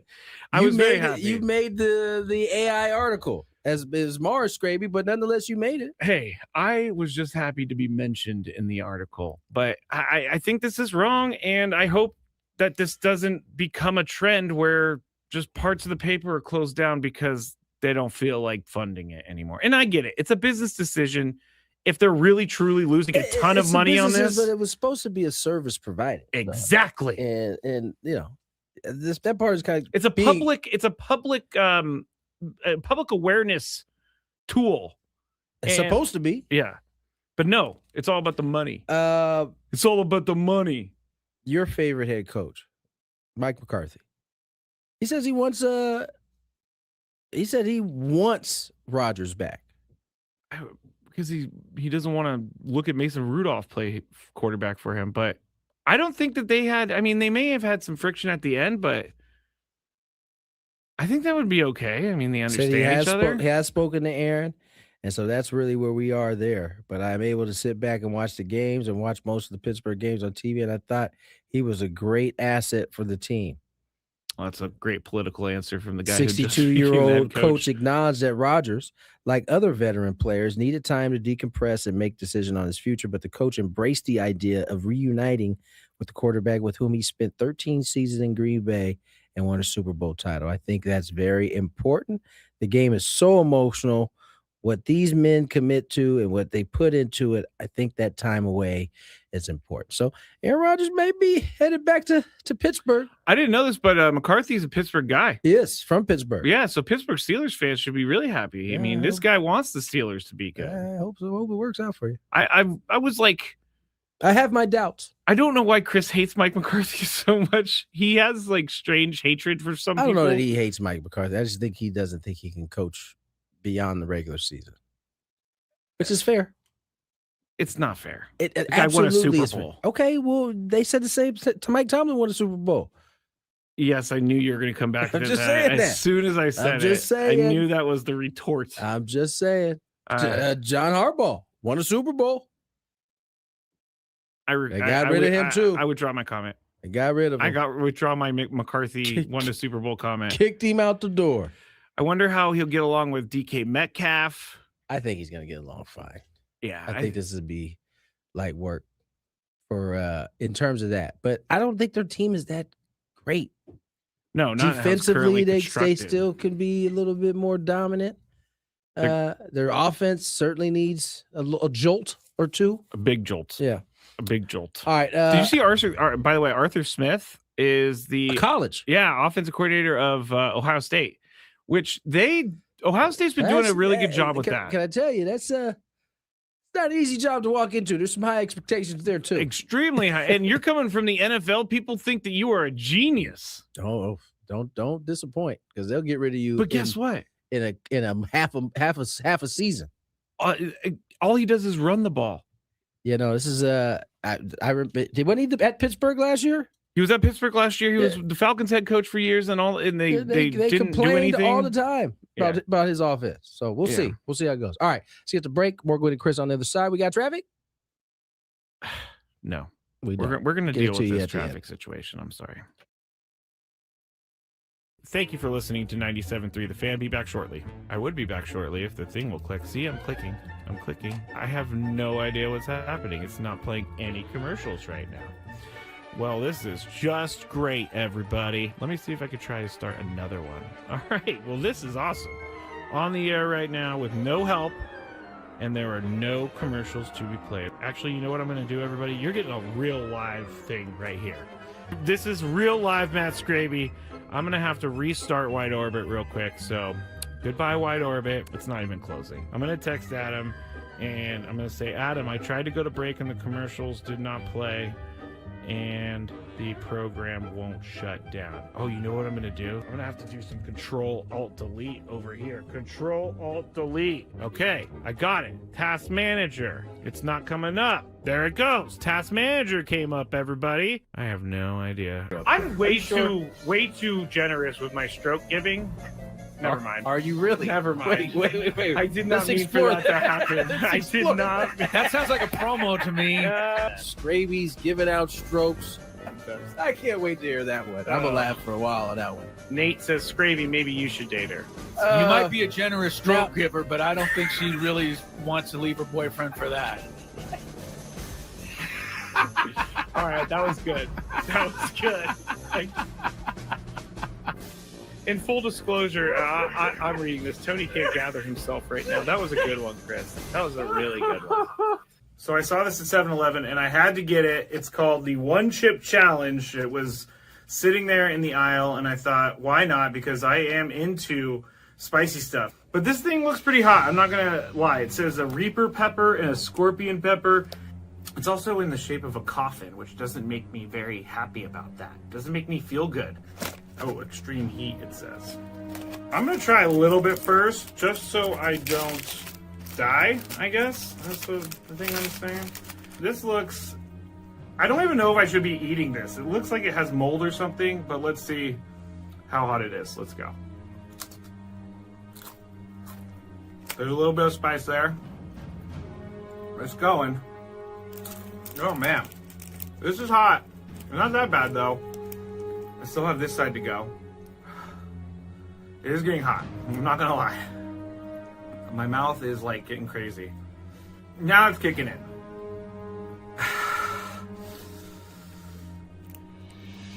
I'm not sure if I'm going to finish this. Honestly, it's getting serious. I got to go with the milk. My mouth is dying right now.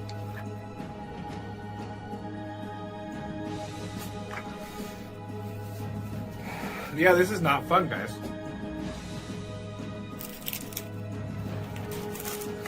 Never gonna do that again because my mouth is on fire. Thank you for listening to 97.3 The Fan. Be back shortly. I would be back shortly if the thing will click. See, I'm clicking. I'm clicking. I have no idea what's happening. It's not playing any commercials right now. Well, this is just great, everybody. Let me see if I could try to start another one. All right. Well, this is awesome. On the air right now with no help, and there are no commercials to be played. Actually, you know what I'm going to do, everybody? You're getting a real live thing right here. This is real live Matt Skraby. I'm going to have to restart Wide Orbit real quick, so goodbye, Wide Orbit. It's not even closing. I'm going to text Adam, and I'm going to say, Adam, I tried to go to break, and the commercials did not play, and the program won't shut down. Oh, you know what I'm going to do? I'm going to have to do some Control-Alt-Delete over here. Control-Alt-Delete. Okay, I got it. Task Manager. It's not coming up. There it goes. Task Manager came up, everybody. I have no idea. I'm way too generous with my stroke giving. Never mind. Are you really? Never mind. Wait. I did not mean for that to happen. I did not. That sounds like a promo to me. Skraby's giving out strokes. I can't wait to hear that one. I'm gonna laugh for a while on that one. Nate says, Skraby, maybe you should date her. You might be a generous stroke giver, but I don't think she really wants to leave her boyfriend for that.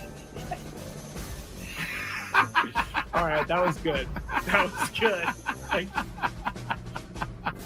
In full disclosure, I'm reading this. Tony can't gather himself right now. That was a good one, Chris. That was a really good one. So I saw this at 7-Eleven, and I had to get it. It's called the One Chip Challenge. It was sitting there in the aisle, and I thought, why not? Because I am into spicy stuff. But this thing looks pretty hot. I'm not going to lie. It says a Reaper pepper and a Scorpion pepper. It's also in the shape of a coffin, which doesn't make me very happy about that. Doesn't make me feel good. Oh, extreme heat, it says. I'm going to try a little bit first, just so I don't die, I guess. That's the thing I'm saying. This looks... I don't even know if I should be eating this. It looks like it has mold or something, but let's see how hot it is. Let's go. There's a little bit of spice there. It's going. Oh, man. This is hot. Not that bad, though.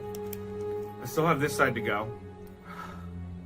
It is getting hot. I'm not going to lie. My mouth is, like, getting crazy. Now it's kicking in.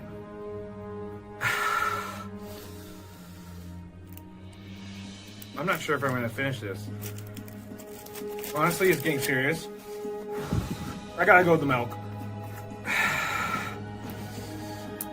My mouth is dying right now.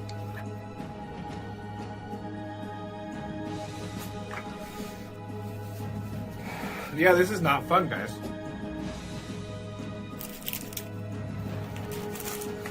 Never gonna do that again because my mouth is on fire. Thank you for listening to 97.3 The Fan. Be back shortly. I would be back shortly if the thing will click. See, I'm clicking. I have no idea what's happening. It's not playing any commercials right now.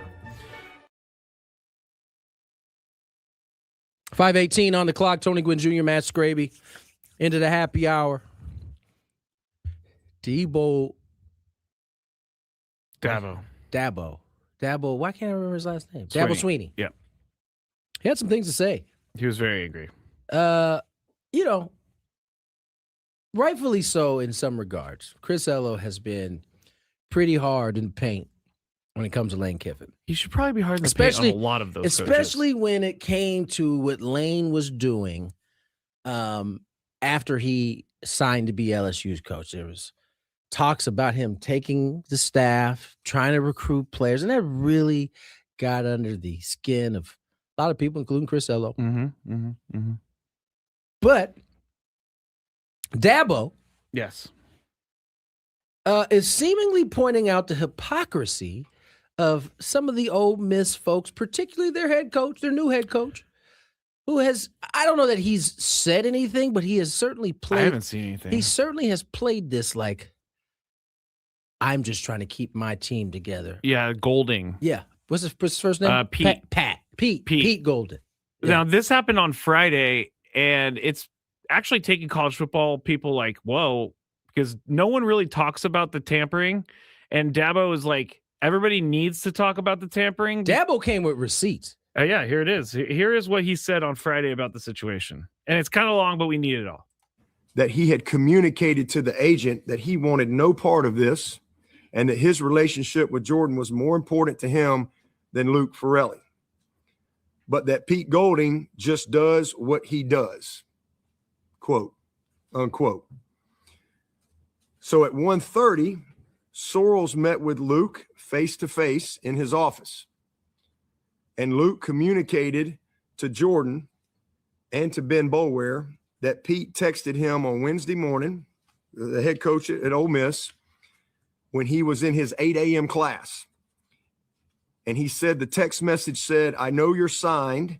What's the buyout?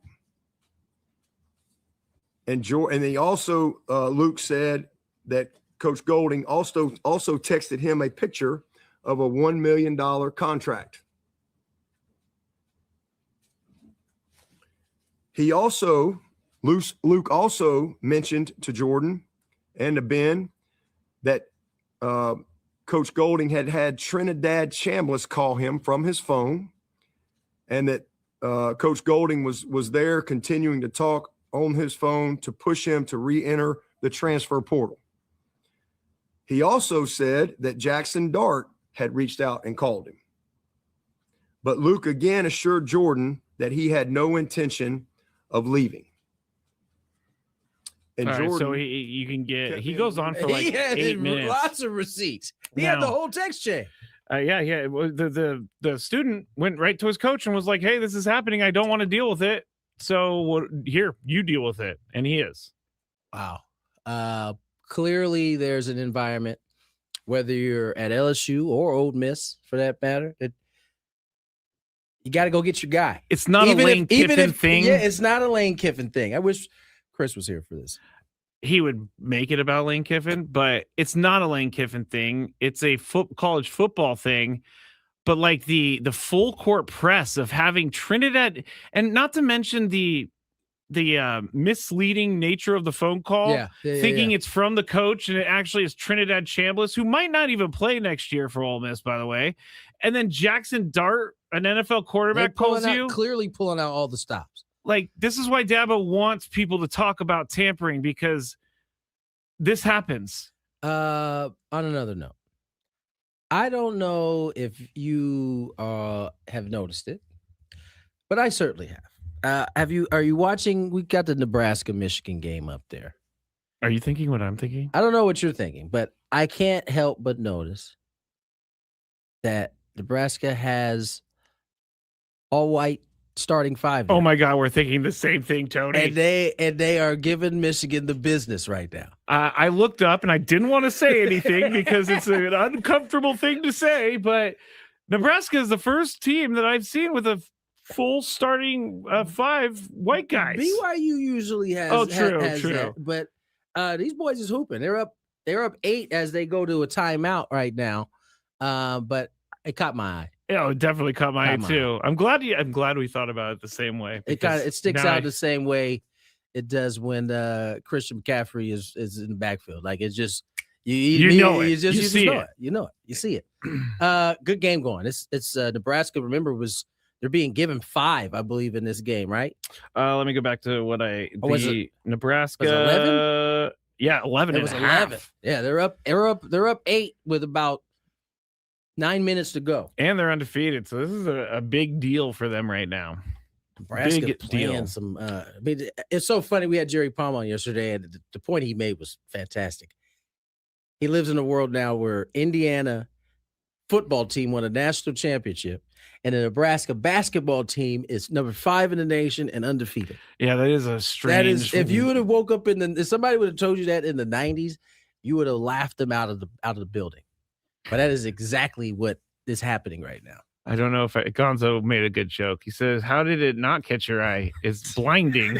I just don't see that often in even in college for that matter. Yeah, but they are 63-56. 20-0, 9-0 on the season to Michigan's 18-1, 8-1. I don't know if I've ever seen a Nebraska basketball game in my life. They used to have them. Big 12 was always on. And wait, is Nebraska? They're not a Big 10, are they? I believe they're a Big 12 team. Let me look. So maybe they aren't. This is a weird time for a non-conference matchup. It is a weird time for a non-conference. Now Nebraska's got to be in. They're in a Big 12 still. They can't be. They can't. Yeah. There's no way they're in the Big 10. I'm trying to look Either way, quick. they're playing a good game right now. Excuse me, about 10 minutes to go. Nebraska. It says Big 10. Yeah. So. No, they are in Big 10. They are in the Big 10. Yeah, I didn't know that. Honestly, I wasn't really paying attention, but Big 10 announces Huskers football's 2026 conference schedule 2 hours ago. That happened when they took everyone else in the Big 10. That's now like the Big 20. I got a couple things I have to read real quick. First, we're broadcasting live from the Bill House Studios. We know how. And second, I would like to say Happy Hour is brought to you by GL Pools, the company trusted by thousands of San Diegans to keep their pools sparkling, swim ready, and expertly maintained. Call GL Pools now and say radio for a free month of service. Glad to have GL Pools back. And right now, if you are caller number 15, 833-288-0973, you will win a pair of tickets to tomorrow night's San Diego State basketball game against Colorado State at Viejas Arena. Grab tickets at goaztecs.com. Caller number 15 is going to be the winner. So I'm going to let these people, I'm going to lock the lines, and then in the break, I'm going to unlock the lines. Caller number 15, you want those tickets?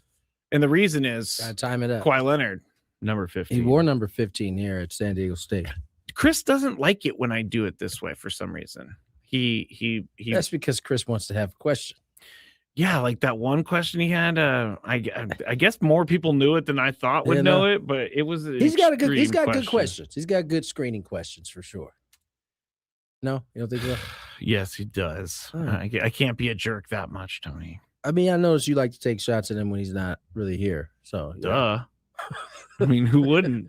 I know he does take shots at me when I'm not here. When are you not here, bro? I when some of the days that I've been off, I've heard people be like, "Oh yeah, Chris said, oh, they don't need you anymore anyway."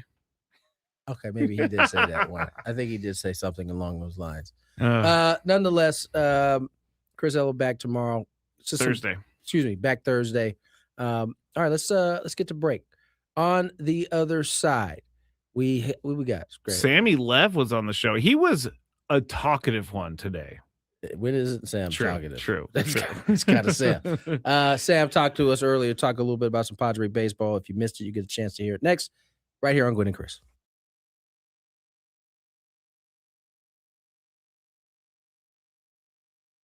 Tony, you care to Tony? I don't know where Tony went because Tony. I see the corner of his room. Oh well, hopefully he'll be back shortly. Harbaugh. I'm not sure where he went. I might text him to see if he's okay here in a second. Hope he didn't. Yeah. Did you think he fell in the shower? Well, I hope he didn't meet with foul play. You think he met with foul play in our commercial break? I don't know. I mean, he is in New York City. So. He's in New York City. It could be. You never know. All right, we'll just go forward. We're just going to go forward without Tony. I'm sure he'll rejoin us when he gets a moment. Everybody stare at that box in the top right corner because it's just the corner of his room. I'm going to look now. I'm kind of intrigued. Oh, someone says maybe he's in the bathroom. I don't know. He's been known to go there. As have all of us, frankly, but him more than most. Over under, Tony just forgot that he was doing the show. And that's not nice. Out, so maybe that's what they're thinking. You know what just hit me, Chris? No. What if Tony went out to get like ice or something and he forgot his room key? That is something Very that well he possible. is more than capable of doing. Because he would never be gone this late, this long, with knowing that he was on the show. No kidding, man. We took a commercial break like 5 minutes ago, and he has not returned. I'm going to text him. Like, ask him, are you out in the hall trying to get into your room right now? Everything okay? Oh, no. This Question mark. Scaring me. No. Did you hear back from Tony yet? No, I'm thinking something. I'm thinking he locked himself out. He doesn't have his phone because it's in the room, so he's down at the front desk or something. I don't know. I'm sure there's a story in here somewhere. There's definitely got to be a air. story. Anyway.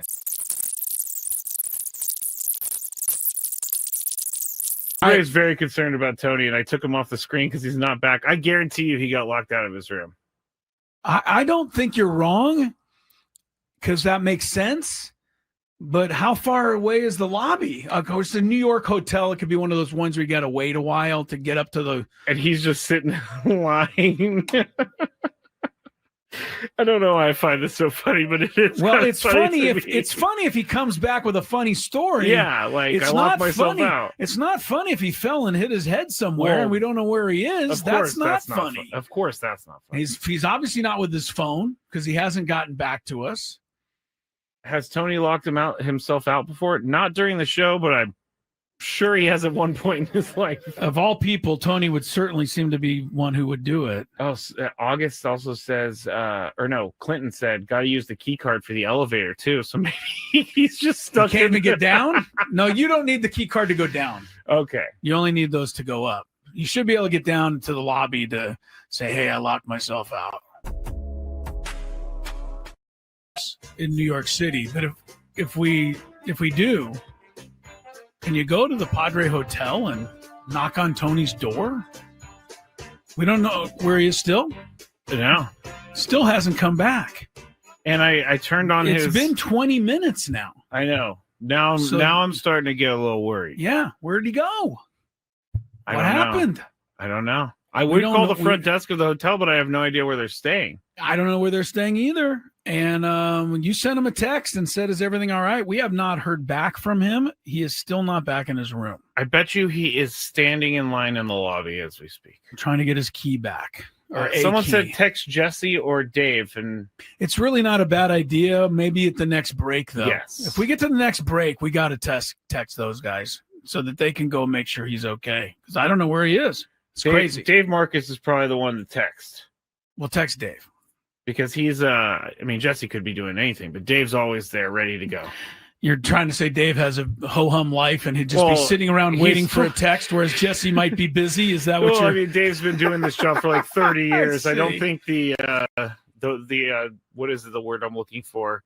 Never mind. All right. Well, there's certainly an explanation, but we don't have it yet. Text Scan. I don't know Scan well enough to text him. We're going to text Dave if this gets to the top of the hour, and we still don't have a Tony Gwynn Jr. sighting. All right, do we just go to traffic like it's normal behavior time? I mean, it just seems weird. We got to move on with the show. Show must go on? Yeah. I don't know. All right, we're going to do the good, the bad, and the really, really weird and ugly next here after traffic. All right, it's with less enthusiasm than usual that we embark on the good, the bad, and the ugly for week 2, Skrabe. I'm going to try not to worry too much. I'm going to try not to worry also. I'm not necessarily the worrying type. I'm not either. But, I'm intrigued now at this point. Like it's with this long pass to Devontae Smith. He's back. Helped put him there. Hold on. He's back, everybody. Stop everything. I literally, we went to commercial break. I laid on the bed, and then I just fell asleep. He fell. I never even considered it. I never even considered it. Tony, much you care more. to, Tony, I don't know where Tony went. Because Tony, I see the corner of his room. Oh, well, hopefully he'll be back shortly. All right, word up to 5:34. Tony Gwynn Jr., Chris Cello, not here, idle. Matt Skraby is, though. And he talked to our Aztec ticket winner, Tony. Ironically. Yeah. Not you. No, but not me. another I'm not Tony. allowed to win. And it makes excuse. Okay, yeah. I got a little emotional there for a second. Sounds like it. It makes me happy when the winner is super happy to win. He was like, "No way." Yeah, he's like, "Really?" Yeah. And I love it. I Good love for it when him. that happens Good for because Tony. sometimes people are like, "Cool." Enjoy the game. We have Sam Levitt coming up here shortly, but we haven't got to. Remember, we talked about it. Maybe it was Monday. We might have talked about it. Duke suing the quarterback. There's been a resolution. Mensa, the quarterback Mensa. Yeah, I'll get to that in a second. But biggest fan, Oh, yeah. congratulations to today's biggest fan, Miguel Ortega of Chula Vista. Give us a call within the next 10 minutes at 833-288-0973, and you'll qualify for a grand prize, 20 tickets for you and your friends for a night in our Odyssey Suite at a Padres game with all of the fan staff later this season, catered by Spiro's Mediterranean Cuisine. Remember to register your name at 973thefansd.com/biggest fan. Miguel Ortega of Chula Vista, 833-288-0973. Your 10 minutes starts now.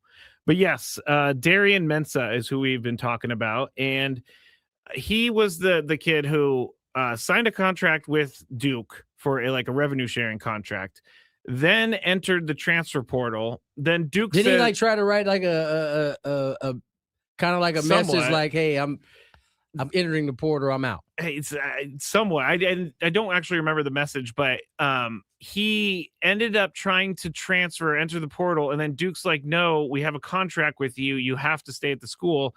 So I guess after a bunch of negotiations, they have come to a settlement that will allow him. Oh, and I forgot one part. A judge ended putting a temporary restraining order that he can enter the portal, but he can't sign with another team.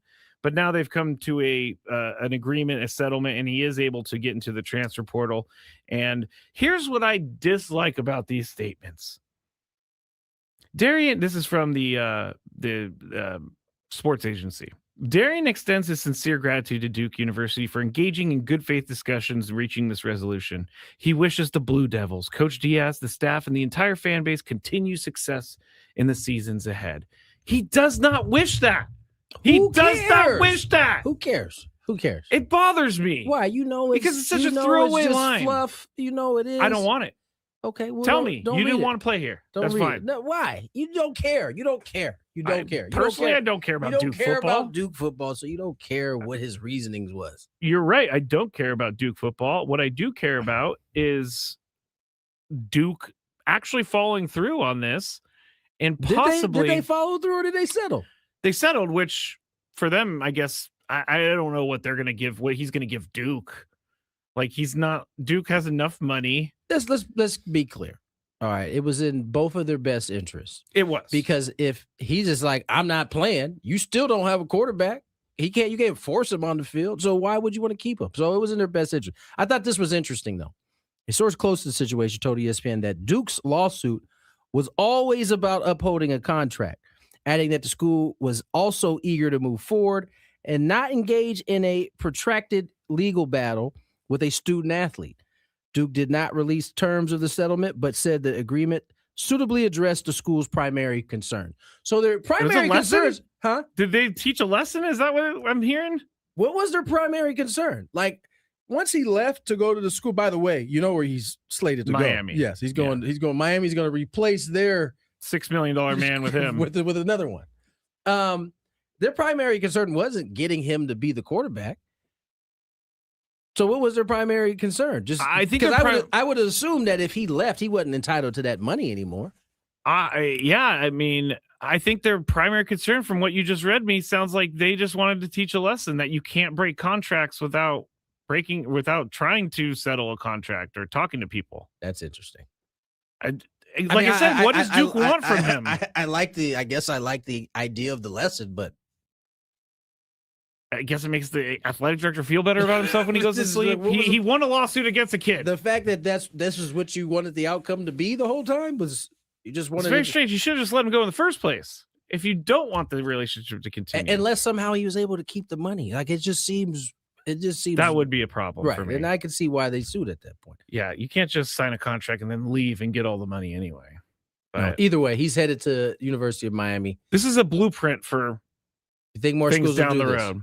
They're going to be like, you know what? We don't care. We're making a point. We're suing you. It is really weird by Duke. What are you hoping to get out of this lawsuit? We just want to teach him a lesson. Yeah, this is a teaching moment. I don't know. Maybe there's another reason I'm not thinking of, but it seems kind of weird. Let's check some traffic real quick. And then Sammy left. Okay. Diego after accidents or injury. Here's Kelly Danick. Traffic is sponsored by Covered California. Got a handful of trouble spots here. Southbound 15 before Claremont Mesa Boulevard. Crash blocking the two right lanes. Also in the South Bay. Southbound 805 before 8th Street. Crash being cleared over the right shoulder. Northbound 5 before 8th Street. Collision in the center divide.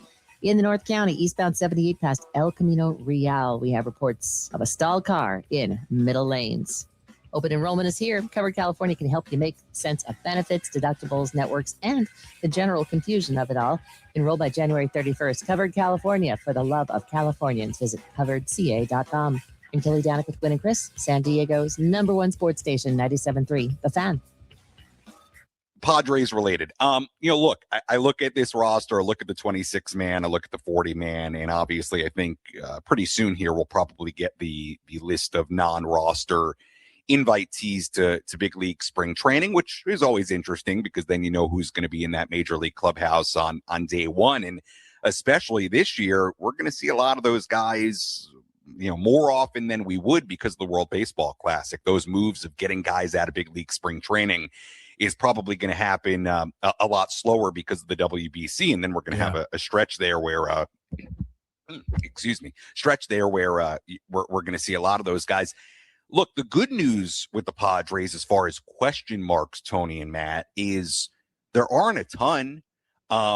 This does not strike me as a roster where you're looking around right now and there's 6-7 holes on the roster where you have major question marks. There are obviously some big ones. I think lineup wise, you look at second base, first base, DH, and you wonder how that's going to be configured, right? Let's assume for a second that Jake Cronenworth is back playing first base. Well, then who is your starting second baseman on most days? That's a pretty good question right now. Is that Sungmun Song? Maybe, when he was signed, it sounded like he was more of a utility type guy.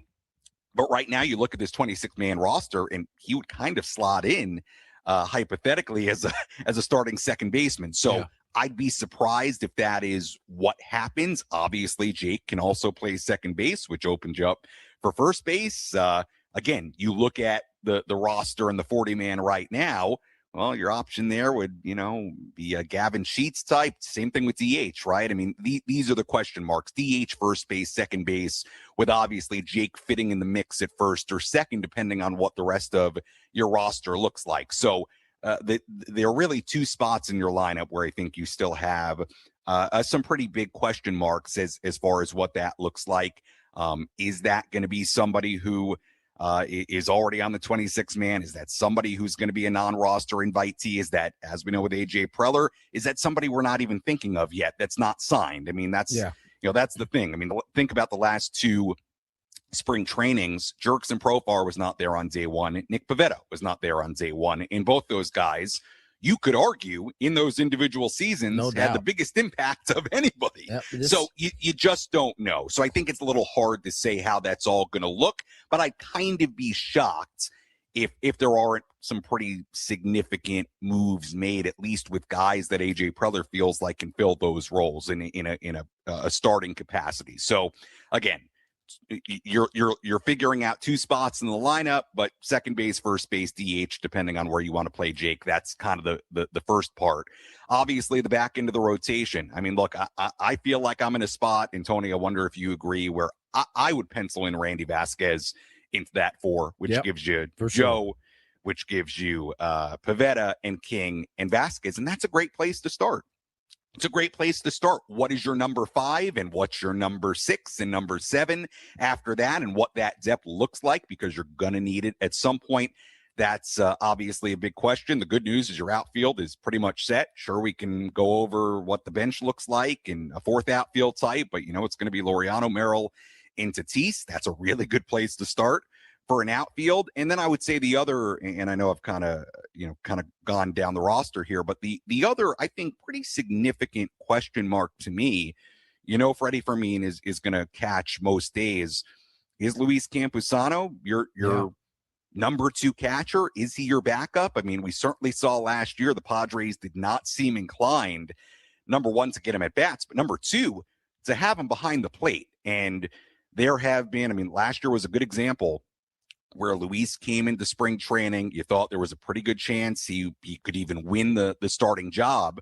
You had Elias Diaz there, then you have Martin Maldonado in the mix, and it really ends up being where it's Diaz and Maldonado. And Maldonado, again, was somebody we weren't even thinking about before spring training. So that's, to me, a pretty major question, especially in 2026, when that Freddie Fermin's not going to start every day, and it's become more of a position where you have a little bit more split time there. Maybe it's a little bit more traditional with Freddie, where he's starting most days and you spell him day game after a night game, things like that. But that's, to me, a pretty large question, because they have not shown the inclination to play Campy behind the plate at the big league level in the last year. So that, to me, is a big question as well. Well, I think the two managers had not been inclined.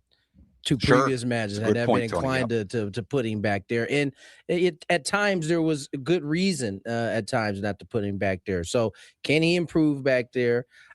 I think they want to give him that chance to be the backup. It's certainly pointing to that right now. Well, I agree with you. I think it's pointing that way based on the moves they've made, or lack of moves. It's not like they've gone out yet and signed somebody who you would slot in there above Campy. Tony, I agree with you. New manager. Is Craig Stammen more inclined to use Campy in that role? At the very least, he's getting a clean slate. To for sure, which is important. And I'll also say this. Look, obviously for Campy at the big league level, it's been up and down. There was a portion of 2023 where he looked like he was really going to be able to hit at the big league level. And I thought going into 24, I was super high on Luis Campusano. And then, 2024 doesn't work out the way he wanted. 2025, it's kind of, he's getting in at bat here and there. He doesn't have a hit. Then he kind of gets buried, where it looks like he's not going to get an opportunity to come back up. Then he's brought back up for the postseason roster. It was a bit of a weird year. But the bottom line is this.